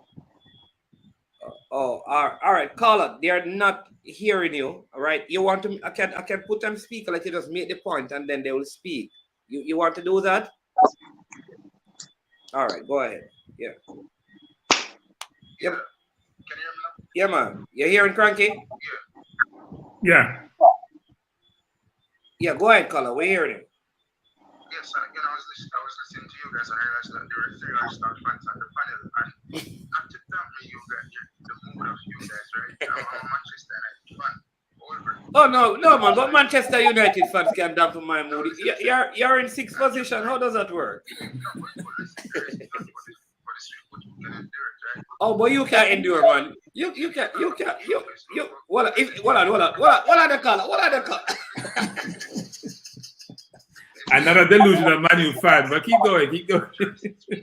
All right. Go ahead, caller. The last time you guys won a trophy was probably 4 or 5 years ago. The FA Cup. If you look at this Arsenal team, I don't think Arsenal will want to win the league. I do think that they'll finish in the top 4. But if you look at the team in general, Thomas Partey, is a key player for you guys, but tends to go missing sometimes as these niggas and these injuries that put smoke for a while. Kai Havertz not aggressive in the between, not composed. It's not that flair play that you guys are looking for to create chances for the forward players. You have this striker coming out recently saying his strong point is not scoring goals, and January you guys are looking to well, not moving on, but strengthening that here, and then you have a goalkeeper in Ramsdale and Rhea who they can't play the ball at the feet. So if you look at Arsenal, they have problems in every single department on the pitch. I think that will put you guys at a disadvantage of not winning the title this season. Okay. I think we bought Rice to cover for Partey, frankly, because Partey is. Caller, are you hearing? Hold on, Cranky. So the caller is not going to hear when you're responding. So caller, all right. I want you to hang up and listen to Cranky's response, all right? And then I'm going to fix up the phone. All right. Yeah, go ahead. So my first thing for the caller is please look in the mirror first before you critique my team. Because you're supposed to be the most popular team in the world and the most from a financial standpoint in the best position, and you have not operated as such for a long time. Since Ferguson left, you have operated in accordance with your resources. Secondly, we do have injuries, but I think we're built to win. I think defensively we're only give up 10 goals, and with our keepers making mistakes, we're giving up 10 goals, right? And we've scored 27, which is not as much as Man City or as Aston Villa, but we're doing okay. So I do think, look, we have to get a big center forward in January. and we're the number 8. That's without doubt. But apart from that, do we need a lot more? Maybe a cover for Saka on the right, because we don't have a cover today because Reece Nelson is not getting the game time. But I think we'll be okay, actually. I think we'll compete. We did beat Man City this year, no. We haven't beaten them forever. Last year, we hadn't beaten Liverpool. We beat Liverpool last year. We hadn't beaten them for a long time. So we're slowly but surely grinding down the top teams we have difficulty beating. And as you say, man is man, to me, the only reason why we lost this year is because of the referees association in England and and VAR, as we would have been unbeaten so far, right? We'd only have lost one game to Lens and we lost to Newcastle. So I think, look, we're in a good spot as a team. We just need to supplement the team and we'll be okay. All right. Interesting to see when De Bruyne come back, what that means for Man City, actually. Yeah, but you know what is funny? I need to talk to this really, because this caller called out my goalkeepers, he called out my midfielders, he called out my strikers. No. Yeah, hello? All right. Yeah, are you hearing? Go ahead, caller. Cranky, tell me if you're hearing him. Yes, I can hear him. Yes, Cranky, can you hear me? Yeah. All right. Yes. So we're here. All right, caller. No, man, me need to answer you. So you call out my goalkeeper. They're not good at. I don't want you to pit us against each other, no money. No. So let's not go to war about it. No, we're not good. No, I just want to make my case. My goalkeepers have done better with the ball at their feet than your goalkeeper. Would you agree? With the ball at his feet. Okay, could you point me to one mistake that our couple mistakes that Onana has made with his feet? No, point me to the mistake with his feet. Well, I'm not saying it's been. No, he's better with his feet. No. That's not. He's better with his feet. Onana is. He has recovered. Yeah, go ahead. I think. He's better with his feet. He's better with his feet. So games, Onana has done well. You know, in the first couple games, he was particularly shaky at times, but not with his feet compared to the likes of Ramsdale or David Wright. Okay, so here's the thing. But he's shaky with his hands then. Well, at the beginning of the season, but now I think he's more morphing into what we know Onana is from Inter Milan and Ajax. And he's been rock solid in the last 5 or 6 games. You know that he have conceded 16 goals so far in the league. No, I understand, but Manning, listen, the goalkeeper on average cannot stop every shot, and you have to look at the defense of Manchester United. We've had injury problems more than you guys in the defensive area. We just have Luke Shaw coming back. Wan-Bissaka was out for a while now. Varane is dropped for whatever reason. You know, Maguire was ousted for a while now. He's back in the team. Maguire? Johnny Evans, why Manchester United talking to me about Maguire when they don't want him there and him being injured? No. I said he was ousted. He wasn't injured. And now he's back in the team. So we've been chopping and changing for a while in the defensive area, so that there hasn't been that consistency. However, we have a lot of players coming back now where we kind of see a bit consistency in the last 5 or so games, you know. I don't know if you know, but Marcus Rashford, you know, he's not started the season particularly well. However, he was engaged last year and he was scoring a lot of goals. And at the start of the season, he left his girl. Now I'm hearing rumors of him being back with his girl today, and he scored a penalty. Yes, it was a penalty, but we have seen. Yo, Manchester United fans are. You know what? All right, go ahead. Let me just. Things are being started. So Manchester United will be in and around the top 4. You know, we're like 6th place now, a couple of points behind Aston Villa. And, well, no, I don't think Aston Villa will be up in the top 4 for the rest of the season, for the long period coming for the season, you know. Okay, all right. One of your Manchester United fans says, Onana feet is excellent. It's the bread. I am worried about. But caller. What did he say? Duclan is a Manchester United fan says. He says Onana feet are excellent. It is his brain that he's worried about. That's a Manchester United fan. That is not management. That is Duclan. And Duclan is a Manchester United fan. But what I'll say, caller, is that Arsenal has not been as fluent in terms of their play, because the team, I think, has not really gelled, because, you know, all the changes trying to fit in Kai Havertz, Thomas Partey being out, Timber, who was supposed to be an integral part, he has been out, so that changed the dynamics of the team. Zivchenko was out early in the season as well. So we have had Gabriel Jesus was out as well. So we have had injuries. Odegaard was out recently. So we have had our own share of injuries. And I am saying that... So, go ahead.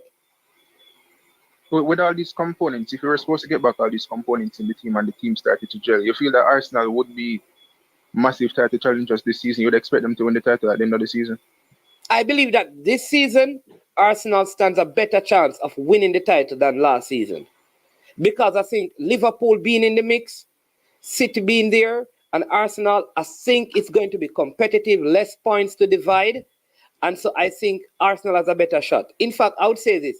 If they can get like, I don't know, even an Ivan Toney or Osimhen or some other striker that offers a different option than the ones that they have now, I think that even puts them in January. I think that puts them in prime position to win the league. I feel more confident this season than last season. I felt like last season that we were missing too many important pieces in the pressure moments. I think we have, when Timber comes back and Partey comes back and the other next player, I think we have a good, solid team with replacements in most positions that we can seriously challenge for the title this year more so than last year.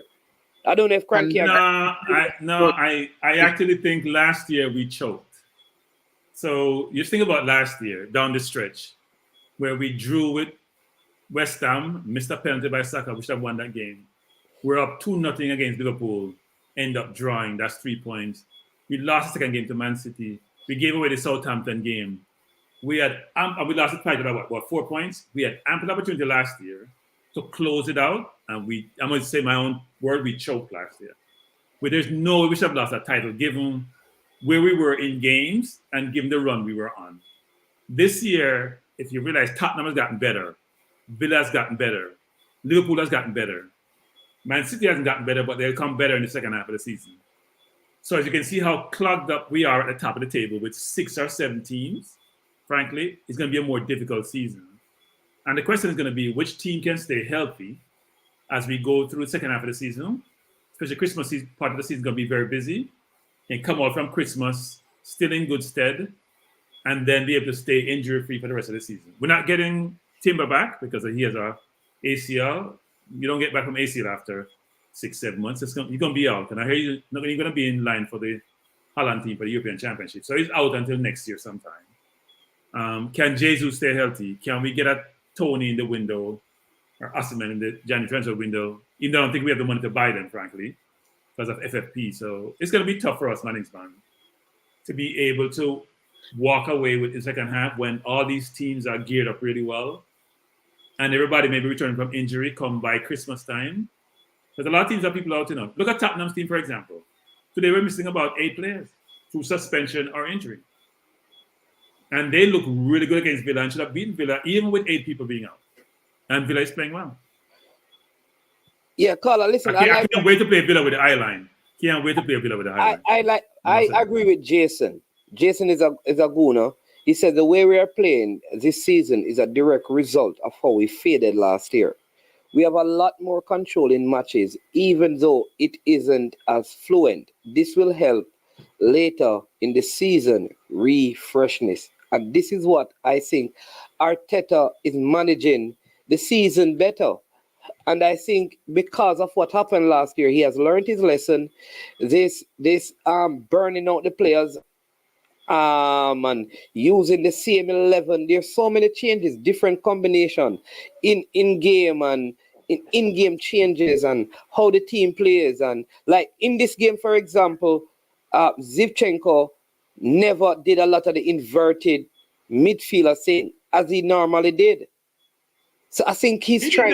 He did invert it today, but I agree with it to a certain extent, but I just don't think Arsenal they will eventually have enough to get over the line to win the title. Because have you ever thought that Arsenal had enough to win the title? I thought last year was the year for them, and I don't want to find any excuse. I have to agree with Cranky. You guys did bottle the league last season because you shouldn't be joined to Southampton. You should have won the Liverpool game and the West Ham game. You should have won, And then you lost the City. The City game, if you lose, you lose because we all know City is the best team in the country at that moment in time. So you guys, I think last year would have been the chance that you guys could have had the title. And coming from a Manchester United fan, I'm not saying directly that I wanted you guys to win the title, but as a footballing fan and as someone who consumes the Premier League, I'd have wanted you guys to win on the basis of Man City not winning it every season. So I was kind of disappointed that you guys did battle the title last season. Because who wants to watch a league where City's dominating every 4 or 5 years, you know? Yeah. I agree with the call. I want to say this to Devon, actually. Devon, when you're in League One or the Championship, talk to me with your FFP validation. When you send it to League One or Championship next year, you're Man City, you can talk to us. So Carla, you guys will get penalized some points. Yeah. Where do you think United will finish this season? Given, what you said about Rashford finally getting back to his girlfriend and scoring a penalty. It's a good question, and listen, there are a lot of Manchester United fans out there globally who have different opinions from me, right? And at the start of the season, everyone was calling for the sacking of Ten Hag, and I wasn't with it. I was disappointed with him and his man management at times, etc. With the whole Sanchez situation, Maguire, and there's blame to lay on the board as well, not getting in the necessary players that he wanted, first choice players. However, with all the components that we have and some of the players that we have, we do have quality players. So I do think we'll finish in the top 4 this season. I think it's top 5 that qualifies you for Champions League. So my expectation for this season is, the Champions League, I don't think we'll make it out of the group, seeing how things stand. But FA Cup, Carabao Cup, I think we got knocked out of the Carabao Cup, right? Long time. Yeah. But the FA Cup and just getting good results and playing some proper football, that's the only expectation I have of us coming for this rest of the season. Top four is your reasonable expectation. Yeah, and I think that should be every United fan's expectation. At the expense of who, though? So who do you not have in your top 4? I think Spurs. Okay. Yeah. Okay. All right. Yeah, but that's all for now, man. Yeah, man. All right. Thanks for the call. Appreciate it. At least you talk some good sense, You understand? Because some of the Manchester United fans sometimes, they are. Listen, you need to balance out the show. You can't have 3 Arsenal fans on Sunday night. You have to mix it up. And no. I've been we're very objective. The program for a while. Where are the Chelsea fans? They don't have any Chelsea fans in Jamaica again. They're in the comment section. They're in the comment section. Like they are where they belong. They are where they belong. Bless up, man. Yeah, well, bless it every time. I'm gonna tell Devon this, because Devon a fear with a fan. Anybody a Chelsea fan and you're over 40, you're not a real Premier League fan. You're a fear with a fan. You're a Chelsea fan, a Man City fan.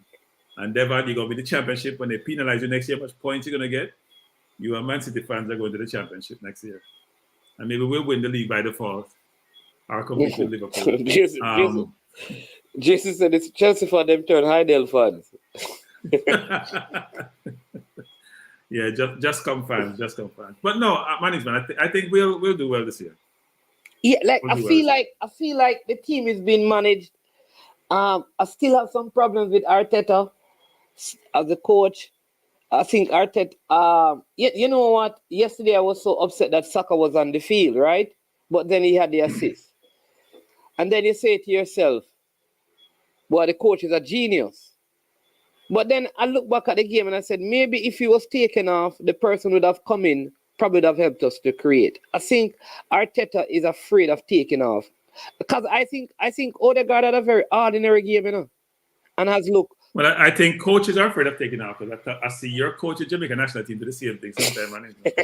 And some players not playing well, and afraid to take them off. Frankie, look like you're a Chelsea fan. Welcome to Amateur Sports. We did? No, I thought they were all lost. Sorry, he's an Arsenal fan. Yes. This is Jason Gouda. Since the Man U fan call in and say too many Arsenal fans, so just compete with the next Arsenal fan one more time. No, but in a seriousness, I think you guys have it spot on as far as we don't look as fluent and fluid this season.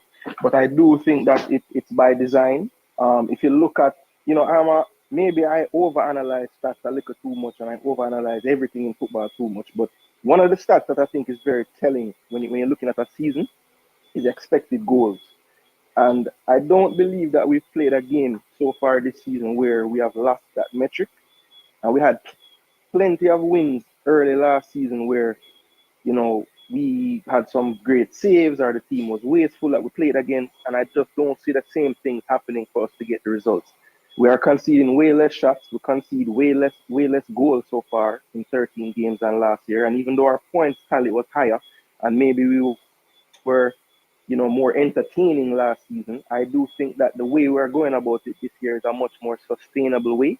And I think that it made sense due to the fact that we are playing so many more competitions. And even though we have a deeper squad, I think there's still a true, best, 12 to 14 players that we have. And then there is a slight drop off still for the bench.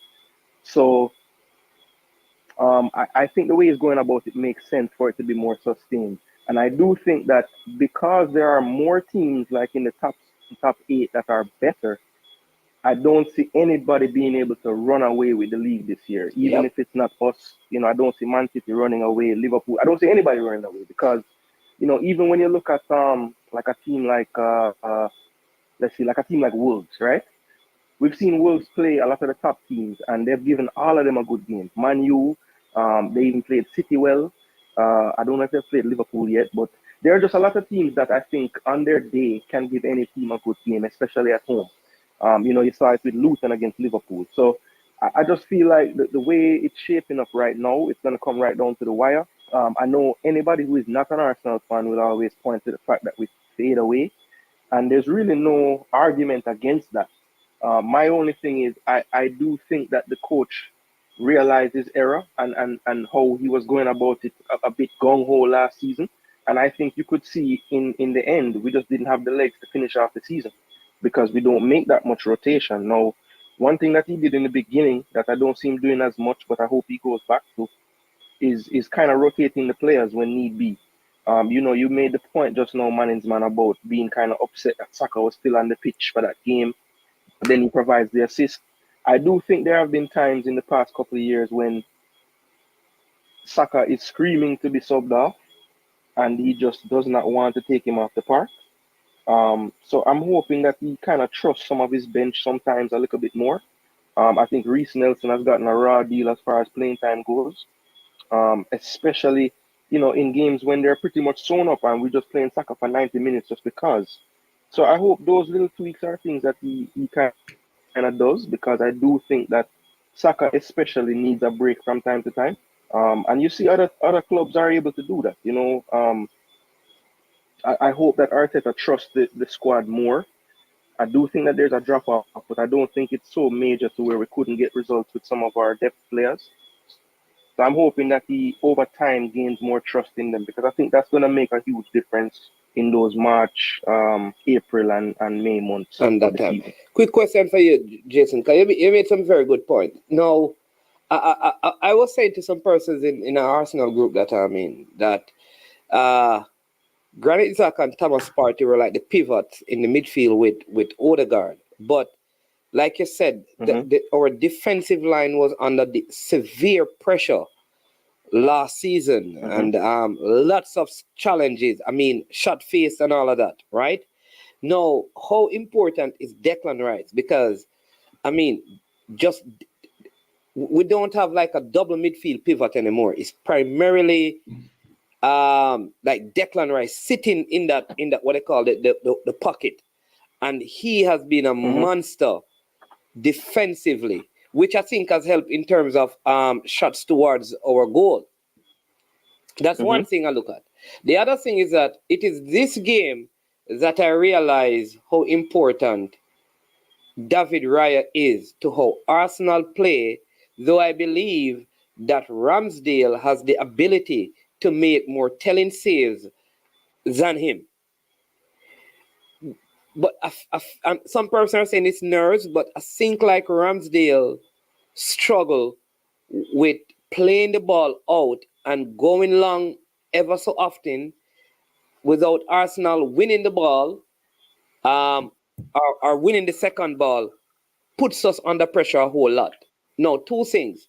Do you go with Ramsdale as your goalkeeper, get a striker like Tony, who can hold the ball up and win some of those aerial balls, or do you go with David Raya and go back to how we are playing, knowing that he may be vulnerable or a little bit more vulnerable in goal than than Ramsdale. And the other thing is in the midfield. When Party returns, do you go Rice and Party and kind of have Odegaard like how you had Party and Granit Xhaka, or do you leave Rice there and keep playing, like Havertz that he started with, now that Havertz has found some form? How would you work the midfield and your decision in the goalkeeping area? Because I think those are the two most important area for Arsenal to kind of deal with if they really want to go on to win the title. Well, I'll tackle the midfield question first. So it seems to me that we have tweaked the system slightly, and I believe it's a part of the reason why we don't look as fluid in attack. If you notice, we still play with an inverted left back, right? But I think the difference this season is you would see a lot of times Saka being overlapped by the right back, whether it's Ben White. Well, it was mostly Ben White, yeah. And I think that has drastically decreased. So we're not asking Ben White to overlap as much this season, right? And I think that's a part of the reason why maybe it doesn't look as fluid, because we're not getting those overloads as much as we were last season. I think even when Partey is back, because the coach is kind of handcuffing the right back a little bit more, I think he's going to stick with the single pivot and the 2-8s.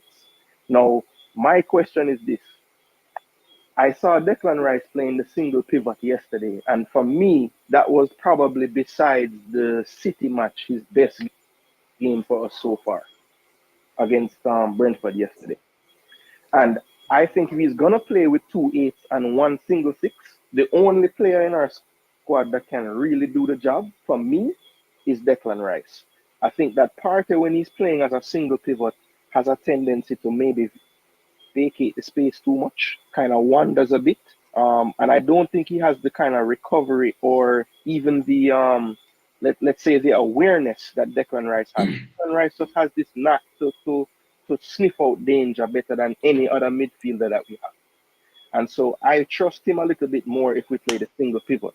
Now, you make a good point. If he goes to the double pivot, that in a way kind of frees up Odegaard to a more free role, which I think we'd get the best out of him with. Yeah. So, yeah, so it just depends on what you're trying to do. I think that's a good problem to have, though, because I think that there's so many different questions that are asked week to week in the Premier League that maybe one week the double pivot makes more sense than the single pivot. So I think I'm okay with him kind of switching based on the opponent, but I just like the fact that we can play several different ways in midfield this season based on the personnel we have when they're all fit at least.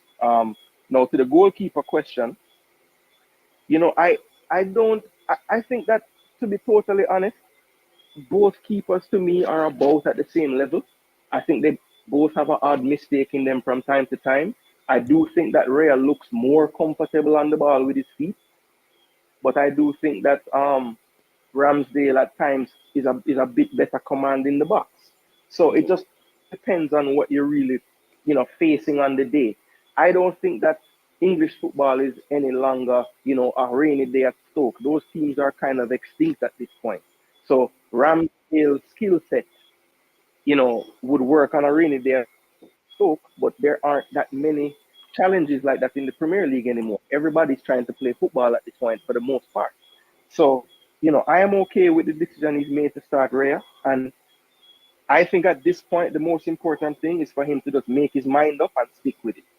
I think the only way it becomes a true issue is if from week to week we don't know who is going to start. And based on the performance yesterday, I don't think that, Ramsdale has made the decision any tougher for Arteta. I think he pretty much is going to stick with Raya in the goal at this point because, if he was thinking that was an audition of some sort, then that first half would have made him fail miserably. Yes, he did well and put it together in the second half, but I mean, some of those mistakes he was making were just schoolboy. So, and it's not that Raya has been faultless, but I just do feel like the players themselves feel a little bit better passing the ball to him, even under pressure, than they would Ramsdale. Even in the first half, you could see a couple of times Saliba and Gabriel just turn and kick the ball upfield after he made his first couple of mistakes. So, I think for the way we want to play and how we want to kind of draw teams out, Raya does make more sense. Even the way he moves to collect the ball. If you notice, Raya is very rarely inside the goal. He's like, making an angle for the pass from the centre back, making it easier. He kind of moves like a midfielder in the goal. So I am okay with this decision he has made, and my only hope is that Arteta doesn't waffle on the decision because Raya's gonna make mistakes. Keepers make mistakes, and so that's how football is these days. We tend to give them the ball at their feet so many times that I don't think any keeper is going to be immune from mistakes. But my thing is, let's not jump the gun every time a mistake is made. Let's just keep the decision what it is. And to be totally honest, I think that it would be better if the coach let Ramsdale keep in the Champions League and the other cups and just kept Raya as the Premier League keeper. But for whatever reason, he's even benching Ramsdale for that, which I think is kind of unwarranted. Yeah. Cranky, what do you have to say to Jason Guna?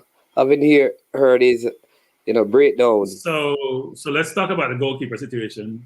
The only people debating Arsenal goalkeeper situation is the media and the fans. Arteta made this decision a long time ago. I just say this on another channel in the UK that I'm on, which is Ramsdale used to make a mistake every single game that I can recall. And at some point you lose trust. And because the mistakes don't cost you, people think it's okay. But if you're a coach, it's not okay. Yesterday he made 2 very bad mistakes and one should have scored at least anyway. And we could have lost yesterday's game because Mope, who can't score a goal, that's why he went from Brentford to Everton back to Brentford, missed a sitter, in my view, yesterday. So we could have lost that game versus winning the game. But Ramsdale is a mistake. And Mbeumo in the first that's half. not debatable. Second? Mbeumo in the first half, that ball, I don't know what he was doing. There's a couple of them that he did, like he was throwing out this ball at one point and like he decided, I don't even know what he was doing. And then the spot kick that he played it right. He changed his mind. Yeah.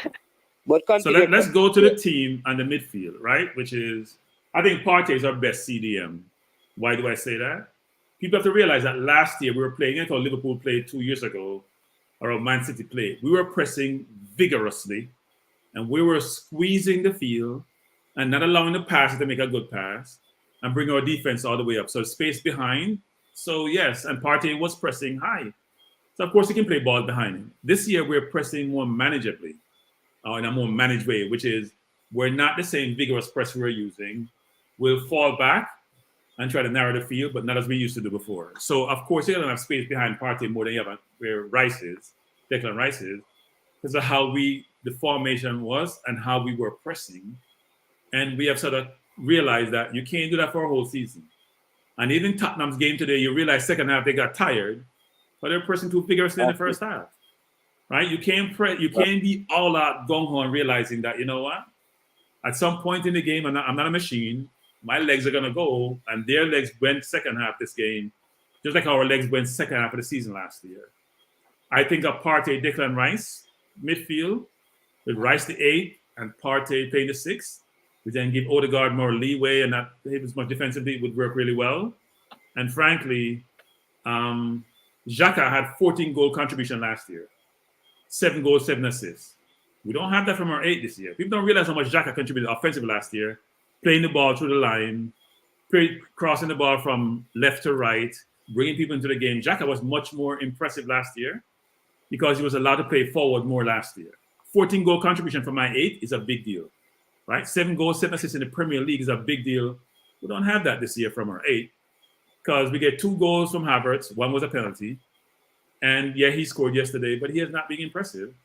Trossard is not an 8 because defensively he's challenged. We don't have an 8 this year to balance out the midfield as we had last year. And Xhaka played box to box. He wasn't just playing offensively. He was providing the defense, right? So I do think, we've made it into a Arsenal program, which if I'm in the comment section, I'm like, guys, this is not just one team. But I think we're in a good stead. If I go to the other teams, for example, Liverpool.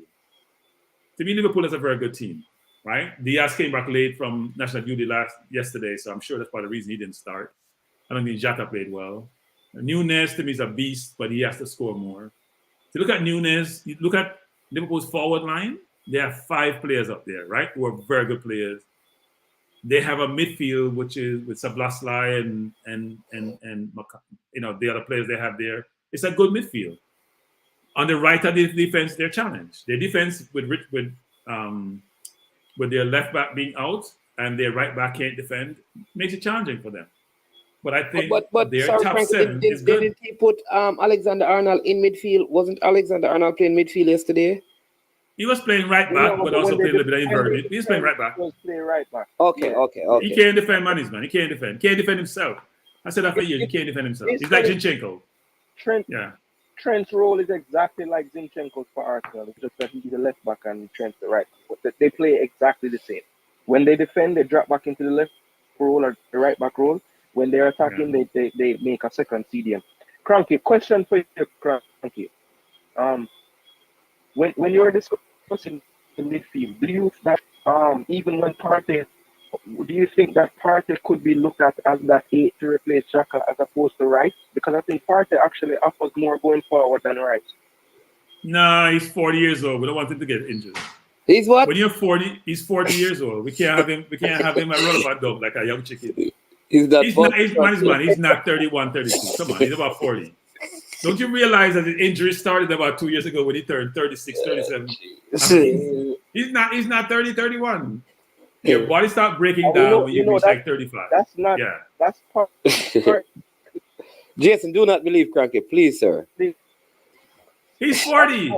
Okay, 39. 39. I've heard I'm that exaggerating. 39. No. Okay, so he's one of those that has changed his birthday, right? But no, I'm not saying what he has done, but he's not 31. He's not 30. Okay, I'm not saying what he has done. He's not 30. Okay, he's not 30. Sorry. No, man, you saw Partey at Atletico Madrid. Yeah. He was Jason Guna at Atletico Madrid. He was a machine. You watch him against Liverpool in the Champions League when they play at Anfield. He was a machine. Cut off everything, fit, never get injured. No. As soon as you cut past the 30 number, the body started breaking down. He had injuries at Atletico too. He really did. Maybe none. He was playing a lot. He was playing a lot more though. Playing a lot more.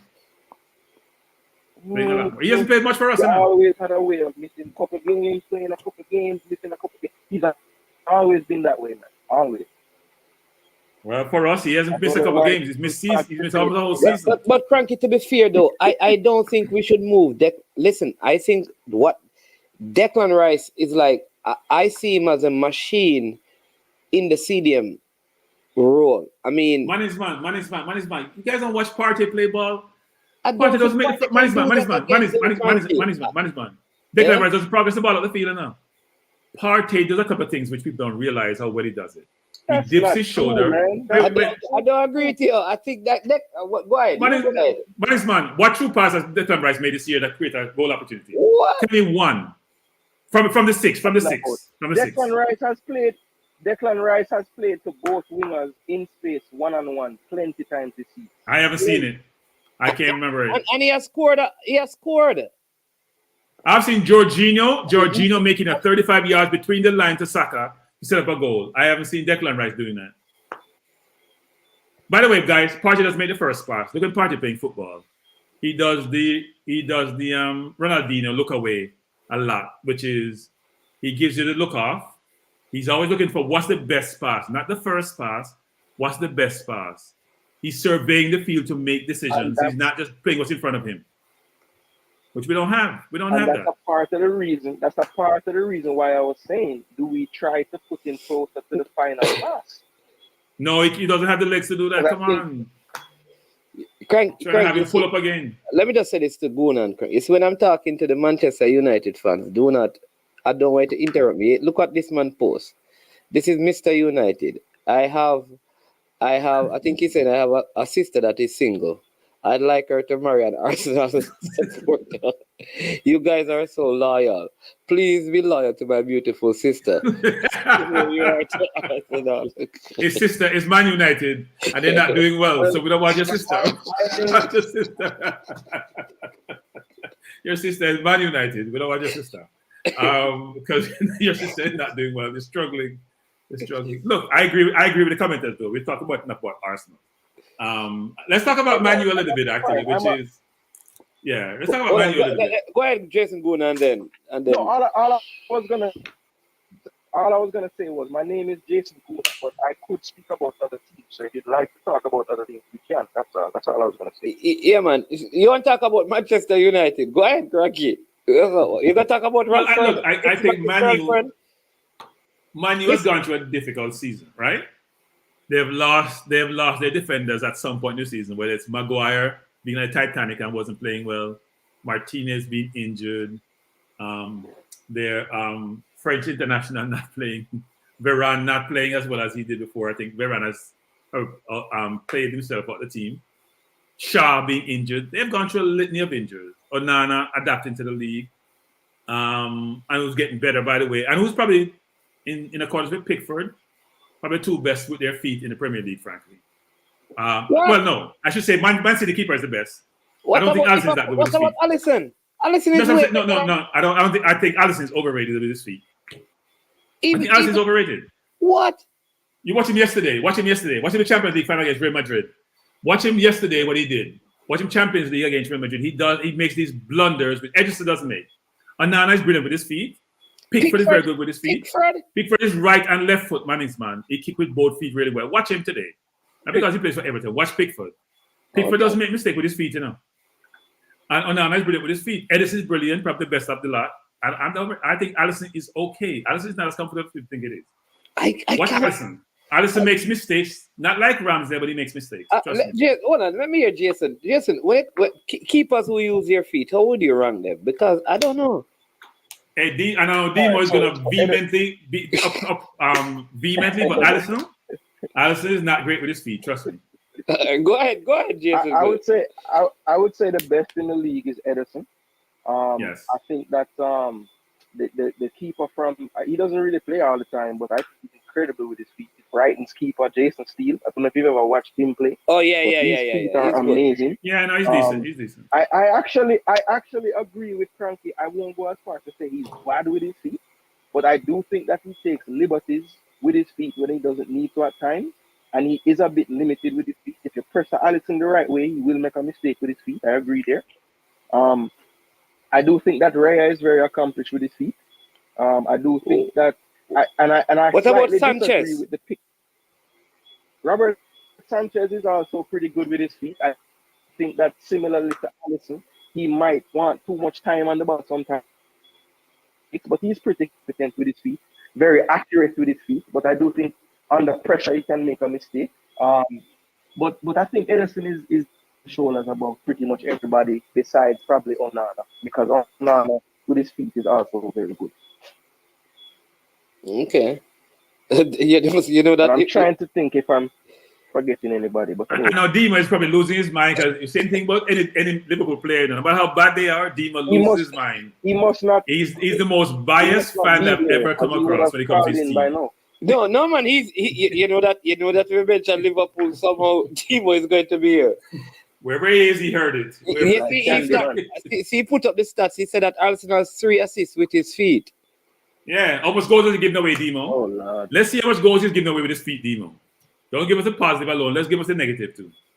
Yeah, but you know that though. Yeah, he was having a bit of a mare in this last game. I think like the best squad I don't want to say what one of the best squad is the Liverpool team. I think with McAllister, Liverpool have a lot of in midfield. I think they're strong. Like I said, they have Nunes, they have Salah, they have Jota, they have Dutch guy who was at Gakpo. They have Lucas. That's 5 quality players, and I think, I mean, in midfield, I'm not sure that they are sure what they want to do in the middle of the park. Because even in, I've been surprised. I have been surprised that they have settled on McAllister as that fulcrum in the midfield. You know, I guess the Japanese just didn't cut it enough for Klopp. But I have also been surprised with Gravenberch. I didn't think that he would have so much of an impact so soon, because he has actually looked really good in the midfield with them. And I think when you look at the balance between McAllister, Gravenberch, and Szoboszlai, that is a very nice balance for midfield. But like I don't think he knows how he wants to play his midfield. No, I think he's pretty much settled on it. He has Gravenberch and Szoboszlai as his 8, and he has McAllister as like his ball playing 6. So it's not really a midfield enforcer, so to speak. Okay. ends up happening is when they have possession of the ball, he's also accompanied by Trent in that space. So it kind of gives him a freer role to kind of go a little more forward and get more in the attack. So I think the way they're doing it is getting the best out of the pieces they have. I think Klopp is a master at that. No matter who his personnel is, he's going to figure out the best way to put them out there. That's one thing I have to give him credit for. Yeah. He needs a 6 and he needs a right back. Where He needs to play Trent in the midfield, actually. Or he could just play his right back as his 6 and just call it a day. He can't be a 6. He's not a true 6. Where do you think they are most vulnerable? Liverpool. So where should Trent play? Where should Trent play on the cranky? Where do you think he should play? Sometimes he should play beside Klopp. He should play beside He's Klopp going to tell you right back in the dressing room. Trust me.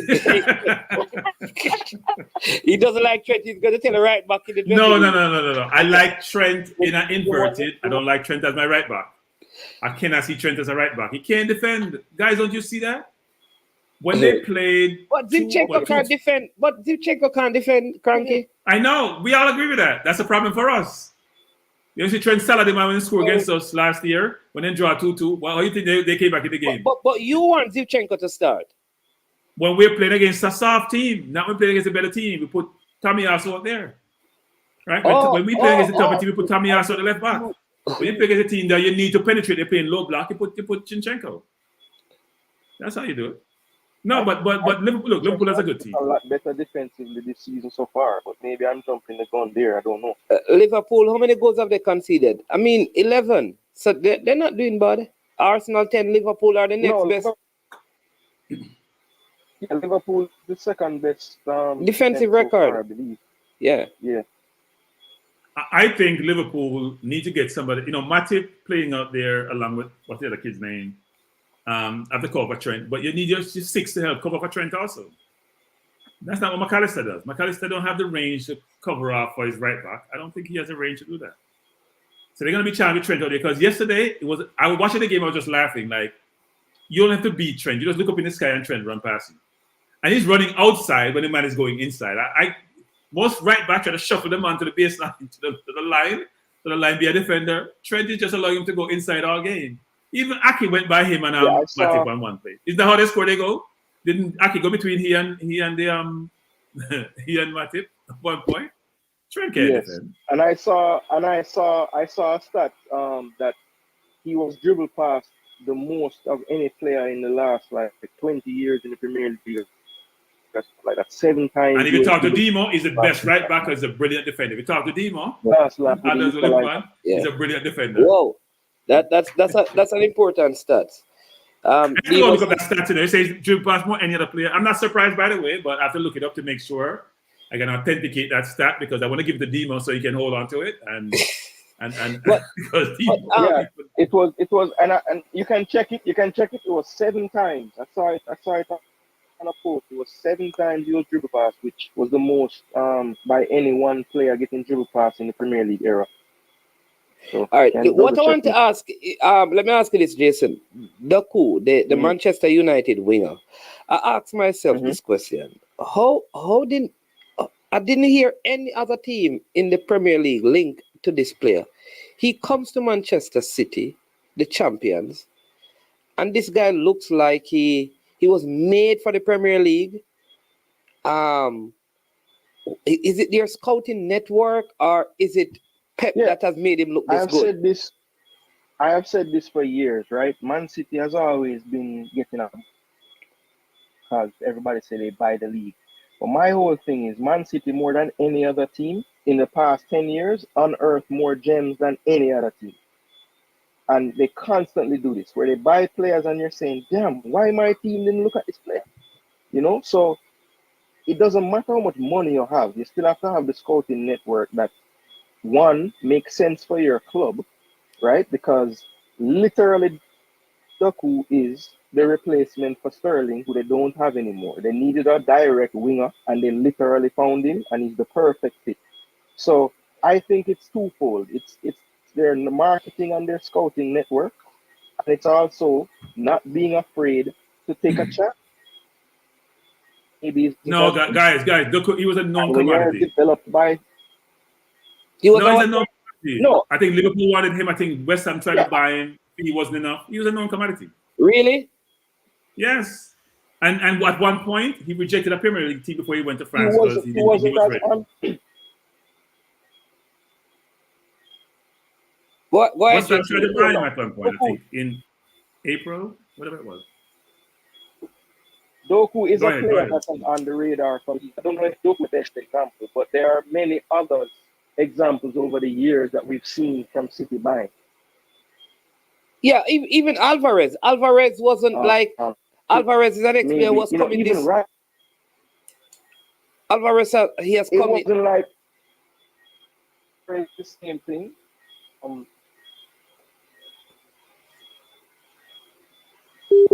I think he rejected Liverpool, you know. They're world beaters. My next man. He rejected Liverpool and West Ham. Liverpool and West Ham, yes. Okay, I didn't know that. Who rejected Liverpool and West Ham? Okay. There you go. I think this is 2021 actually. Because he was ready for the PL. I think it was really 3. breaking out.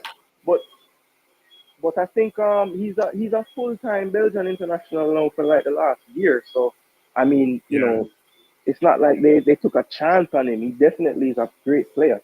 But at the same time, you know, none of the other teams put up the money for him. So you have to give them the credit of actually doing it. These Liverpool fans, God bless you, says, Mani told Doku not to sign for Liverpool at 15 years old. Then Demo They tried to sign him at 18, and I think it was about playing time. It was about playing time, actually. Demo says he didn't reject Liverpool. We rejected him. He rejected him when he was 18. What is Demo talking about? Demo? I'm going to send it to Demo. I'm going to send it to article. I'm going to get Demo. Here's the article, Demo, because I don't know what you're talking about. Because in your mind, nobody rejected Liverpool. Right? I'm going to see if I can find the article. Because I don't know what he's talking about. Well, look, so you say Ren star Jeremy Doku has opened up on his decision to reject a transfer to Liverpool despite holding discussion with Jurgen Klopp, Steven Gerrard, and Sadio Mane in 2021. So read that again, Cranky. It says Ren star Jeremy Doku has opened up on his decision to reject a transfer to Liverpool despite holding discussions with Jurgen Klopp, Steven Gerrard, and Sadio Mane. That's when he was 18. Okay. When he was playing for Anderlecht. So I'm not sure what. He's 21 now? Yeah, or that's 22. He said I was going to be 16, and that was the age you can sign a pro contract. That team came to see me, Duke indicated. Everyone talks about Liverpool because it was the most concrete interest, but there was also Arsenal and Chelsea. So a lot of teams are pursuing him. Oh, but that's when he was 15, going to be 16. 16. Then he was at Anderlecht, then he moved to that team in France, and then from there he came to City. Yeah. He said Marty told him he was young and he had time to make a decision, actually. So no, he was a known commodity, man. If you watch him play for Belgium coming onto the game versus being a starter, because they had a lot of players, you know, older players like Mertens and all those players, and Hazard, it was hard for him to get into the team. But he was a dribbling machine from way back when. It was literally as soon as Hazard stopped playing, he got that spot on this national team. Basically. Yeah, he's a good player. He's been playing with them for a few years. I mean, he's keeping Grealish on the team, and Grealish costs 100 million, so maybe we shouldn't feel that bad about Havertz. Yep. But yeah, big up, respect for taking the call and enjoying the show. Me go on listening to the yeah, man. Bless up, Jason Guna. All right. Richard Green says, look at Roberts at Liverpool. He was in the championship at Hull, and now he's a £60 million player. Nobody... Yeah, I think if you think about all the players who have come to the ranks, I mean, the two probably best stories are our player, Pinnock, and James and Vardy. Because they're playing non-league football, you know. They're coming from way back when to get into the Premier League. So Vardy and him are the two most successful story. But even Tony, who played in League One, right, who came to Newcastle but went to League One and came back to the Championship and came to the Premier League. So they're players who have played at a lower level, but have made it to the top and done well. Cranky, I'm preparing you for this call, right? Which call is it? Welcome to I Am Sure Sports. Who that? Gunners boss? Big up Frankie, big up everybody in the chat. But not just enjoy the thing. So why you never call when Jason Guna? Why you never call when Jason Guna was odd? No, I didn't know that they could take calls, 2 calls at once. Okay. You never know if that's possible. So we just say we can come off them call. But man, hear some ridiculous stuff. Like it just really gets to me. The first one is we know Dima. We know Dima. We know how you are. Hold on, man. Did you get to the City game? If I watch City, and I said it was a very good game. Very good game. No. Because make note of the show, you know. But that Trent was dribbled past 7 times. No, he didn't say in that. No, he didn't. No, he didn't say in that game. He wasn't. At that game, they must have. No, that's not what he said. You see, Demo, that's you, you know. That's all you hear. That's all you hear, Demo. He didn't say that at all. If I say for the season. For the season, and it's probably more than 7. It's probably more than 7 because that game's about 3, so it's a more than 7. He was saying in that third of the field, he was the most dribbled pass player because he had up to 7 in his right for the season. Right. So he wasn't speaking about that game. For the season? Yes, I think it was last season. Jason Guna was referring to. Yeah, it was. All right. Fine. It can't be 7, though, Demo. You know it's not 7, so you know it's more, right, Demo? No, but there's this stuff going around with something like that for real. I mean, no, it's about the City game because they were saying that those people passing away in the game. Jason Guna. Jason Guna says, he was talking about that game. I thought he was saying for the season. It was exactly. So I'm saying exactly so ridiculous because the people them go to inside the back, catch the ball, run, collect it. And pass train come and recover and him just pass back the ball into the midfield. Him count that as a dribble. It is such a stupid stat. Trent was dribbled past twice. The one like Ake passed him and Sobo slide. That was the only time the man dribbled past him. And then one other time they also beat him one time. That was the only 2 times Trent was dribbled past. So just them 2 things. The second thing about those. So Demo. Hey Demo. Yes, sir. Yes, I'm reading an article here which says Trent was dribbled past 7 times in Man City game. Dima. I'm just looking it up, Dima. Not my stat. I'm saying to you that stat has been floating around all after the game. And it's such a ridiculous stat. Because them count as soon as the man collect the ball and run, them count it as a dribble, even when Trent had dropped it. The only 2 times that the man was actually dribble pass was one time though for DC, and then the other time in actually the pass in Iman Sobo slide. But we just want to get to the Doku thing to say, because then I said the man will never reject the man. They say it in the comment section. He was actually there and he ready to sign. And he met Salah, got an autograph, jersey from Salah, everything. And we wanted to sign him, he wants to sign for us. But he and his entourage kept mentioning Chelsea and how I talk about Chelsea and whatever. So they figured more or less that he wanted the Chelsea move more. So we rejected the chance to sign him. Only to realize that afterwards, that he actually has a sister named Chelsea, and I really that them there talk about him about the whole thing. That's Liverpool excuse for being rejected? People? Frankie, Demo is telling me that Liverpool had this talent to sign. The guy keep on mentioning Chelsea. The second time, you know. Because we wanted to sign him twice. When you were in the article the way I talked about, that one there, and then we never put the sign, we can make him develop, whatever. Yeah. And he came back the second time, because like we said, we don't monitor him from that time with the article come on. So he came back the second time with this Chelsea thing and whatever. And that's why we rejected him. Okay. If you believe. All right, what? Demo, Demo, I cannot believe that Liverpool is going to sign a player. The player keep on saying Chelsea in the conversation, and you don't ask the player about what about Chelsea to find out if he's talking about his sister named Chelsea or a club. That's something we can't answer about. No, I don't believe. Well, I don't believe that story. Personally, I don't believe that. All right, so look up if Doku have a sister named Chelsea. Just Google it. Okay. You can Google it afterwards. But oh man, if you are watching the game, I'm not sure what your feed is, like who commented. But even at the game, they mentioned it. And them say it was very farcical that they rejected him based on that. So many no owners don't know watch the game and I never hear that one commented. Okay. But no, wait, So, what like you say about depends on the Allison? different commentators. Go to your Oh Allison. yes, with Allison team. So people say Allison have a bad game, and then all of a sudden he's overrated with his feet. That is so ridiculous. Like, I never hear something like this. Apart from Edison, Allison is the second best keeper in the league in terms of playing the ball playing goalkeeper. I see Allison a cry for him, man. I see Allison have 3 assists, some wicked long range passes to Salah. Him spin Cancelo and send him to Bayern Munich the other day. That was from Alison's pass, and he beat the Salah more than 3 times actually. Allison also. Hey, Demo. No other goal of a goal. Yes, sir. What happened in the Champions League against Real Madrid 2 years ago? When you were up about 2-0, what happened? What happened? No, you tell me. No, I'm asking you. You're the Liverpool fan. I'm asking you what happened.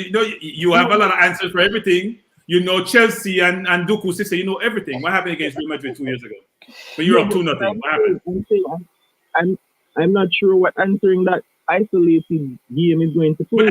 With Allison. No, with Allison. What happened 2 years ago with Allison? I'm only give an example. With Allison, what happened 2 years ago?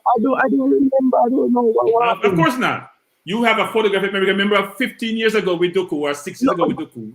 But you can't remember Allison 2 years ago. It's amazing how your brain working. No, but I ask you, what does a one-off Champions League game have to do with Allison in the league with his feet over 30? I'm giving extreme examples of the brilliance of his feet for the opposition. That's what I'm giving you. Brilliant example. I've watched him play. He's not as good as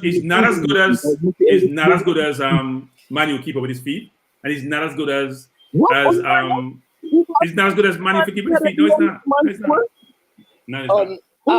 Demon, no man. Allison is better with his feet. No, boss. Demon, Allison is not. Demon, Allison is not better than Onana with his feet. He's not. Are you crazy? And he's not better than Raya at Arsenal. You watch Raya when he was at Brentford passing those balls to Ivan Toney. You really? No, Demo, you really believe that Allison is better? Is he better than Raya with his feet, Demo, passing the ball from out the back? Yes. So, okay, Demo. Here's what we're gonna do, Demo. We're gonna track the keepers from now to the rest of the season, and watch them. Just watch the outcome. Watch them with their feet and how they play their feet. Onana is as good as they get. Maybe not as good as Edison in terms of long passing, but Onana is like a midfielder with the ball at his feet. He's very comfortable.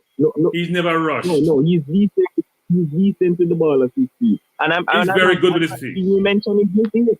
Demo. Why you not mention his mistake when he passed out the ball and caused Manchester United to Demo. I understand.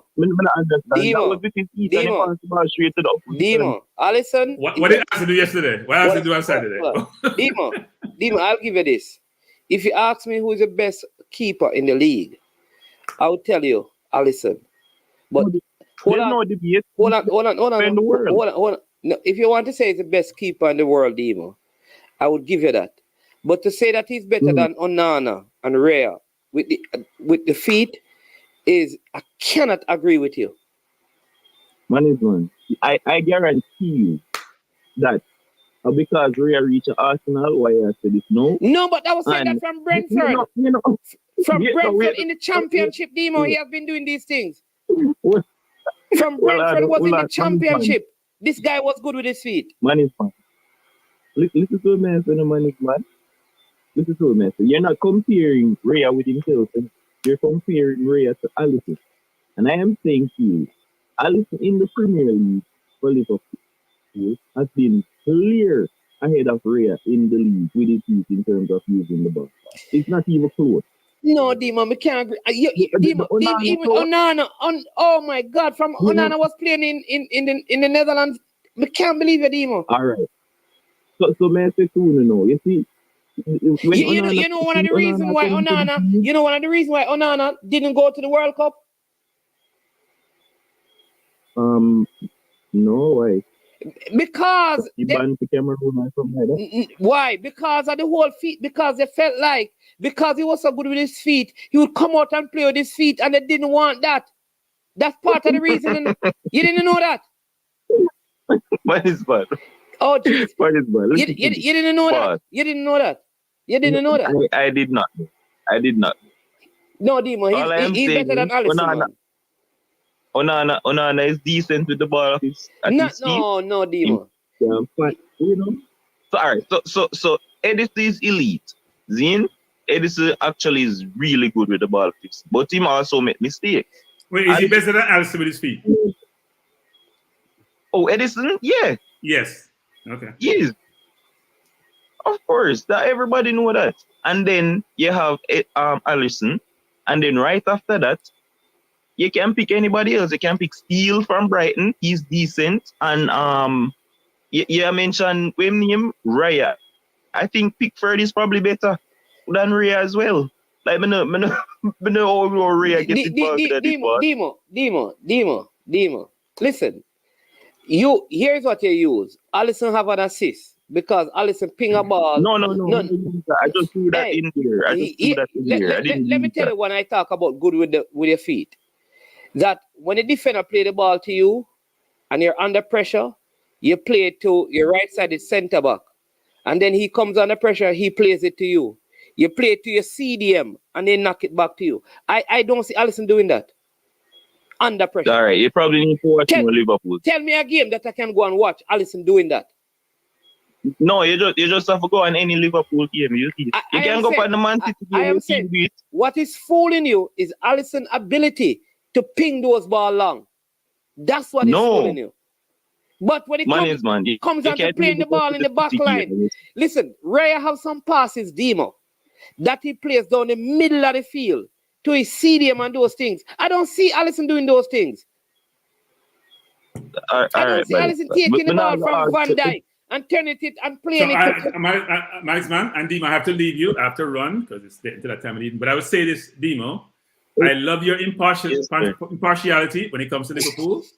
You're as impartial as they come. Okay, so have a wonderful evening, Demo. I love your objectivity and independence to come to Liverpool. It comes through every single time you speak about them. All right? I love you. Good evening. Wait, Sir Conti, don't leave it. You remember the last time I had this show? Time I had this show, and I said on the show that Onana is going to take a while to catch up in the league, and all of the laugh off of me. You remember? I said, oh, he's a Champions League finalist goalkeeper. What am I going to need for adjusting the league? You don't remember that conversation, eh? No, I don't remember, but I'm sure you said it. Laughing stock. Man, you remember that conversation? Yeah, but Onana is not the laughing stock, Dima, man. Onana has been doing well for Manchester United in the last on the win streak. Since the last 3 games. Yeah, but he has been the Dima. Do you think your defense has something to do with how you are as a keeper? Because his defense has been unsettled all season. Do you agree? I mean, Varane, Martinez, Maguire, Shaw. He doesn't have a defense in front of him.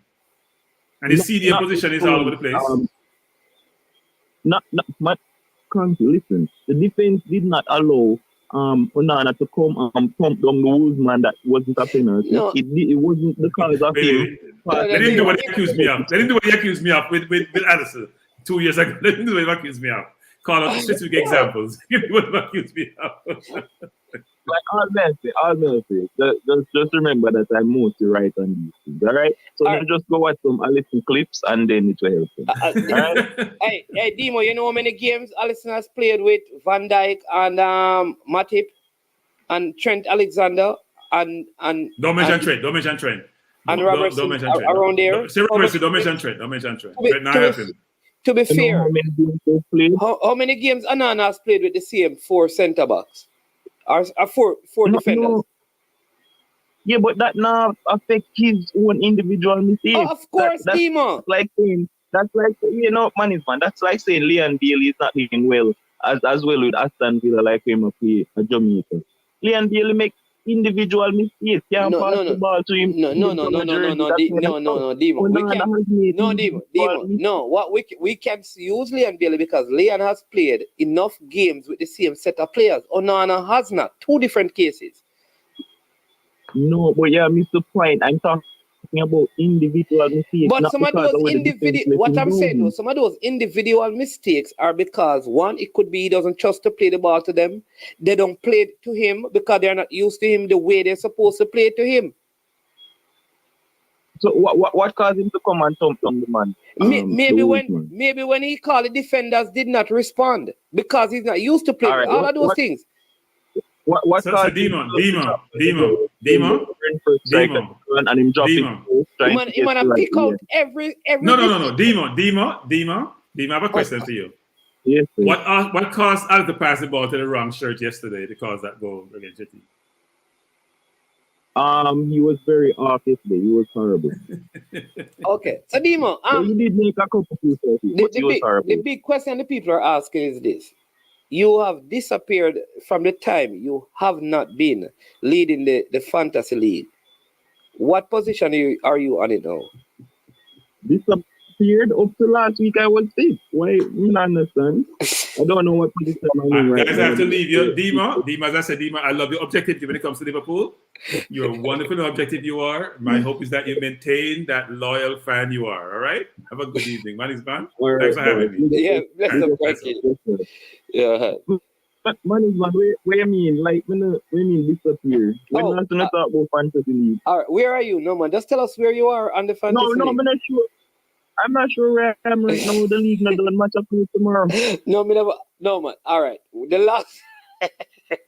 I'm saying the points have not been totally tallied yet. All right. The last time the point was checked and you saw it. Where were you? Why do you make it think so hard?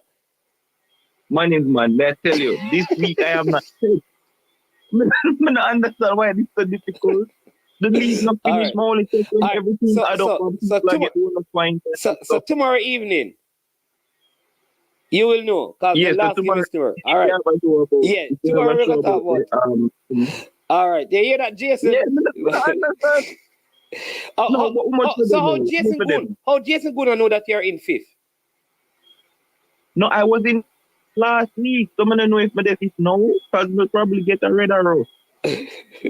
We don't know, man. I have to wait till the team finish, because I have players that's going to get bonus points, because Parker is scored today. I'm sure he's going to get bonus points on the 8 game house. So you have to add up, and people add up till the match week done. Okay, all right.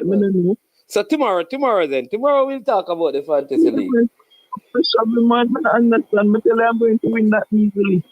All right, right here, your boss. Just like Liverpool going to win the league easily.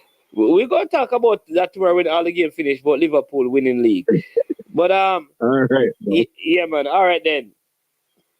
Yeah, cool, man. Big up. Yeah. All right, so people, listen. That was Demo. Big up yourself, Demo. So the group, this is the group was started with the Gold Cup. And this is AQ saying tickets are available in section 113 to 115, and it says it looks great. 115 has more seats. Right, they are only 135 now, but it says they are 46, so that total 181. Section 115 was where so he's saying that, right? So you can check out the ticket. Yeah, the limit is that you can buy more than 8 tickets. You understand me? So $46 each. Crazy. The fees are insane, crazy. $92 in fees for 2 tickets. Yeah.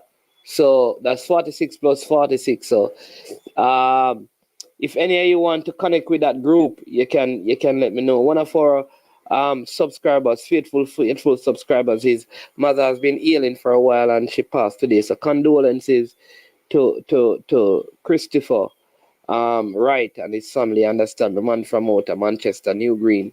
Always talk about him team, condolences to you and the family, and we continue to pray for you, and just keep remembering that God knows best. Also big up to Alvas Powell and Cincinnati. They defeated Andre Blake, Damian Lowe, Philadelphia Union by a goal to nil. I thought that goal was offside. The first header that led to was offside, but unsavable. I mean, there was no way Blake could save it, but yeah, that's MLS. Right, but I am management. This has been I Am Sure Sports. I'm very grateful for all of you who stick and stayed with us. It was a very good show, as usual. Before you go, if you have not yet hit the like button, make sure you do so. Also, if you have not yet subscribed to the channel, ensure that you subscribe. Share the content with someone. Thanks to everyone for the super stickers, the super chats, for all the likes, for all the calls. Big up for all the comments. We appreciate it. To Simon, thank you for coming on as usual. AQ, super fun. Bless up yourself. Kimo does a lot of the drone work and the pictures with the Jamaica Football Federation. He gives his time. Big up yourself.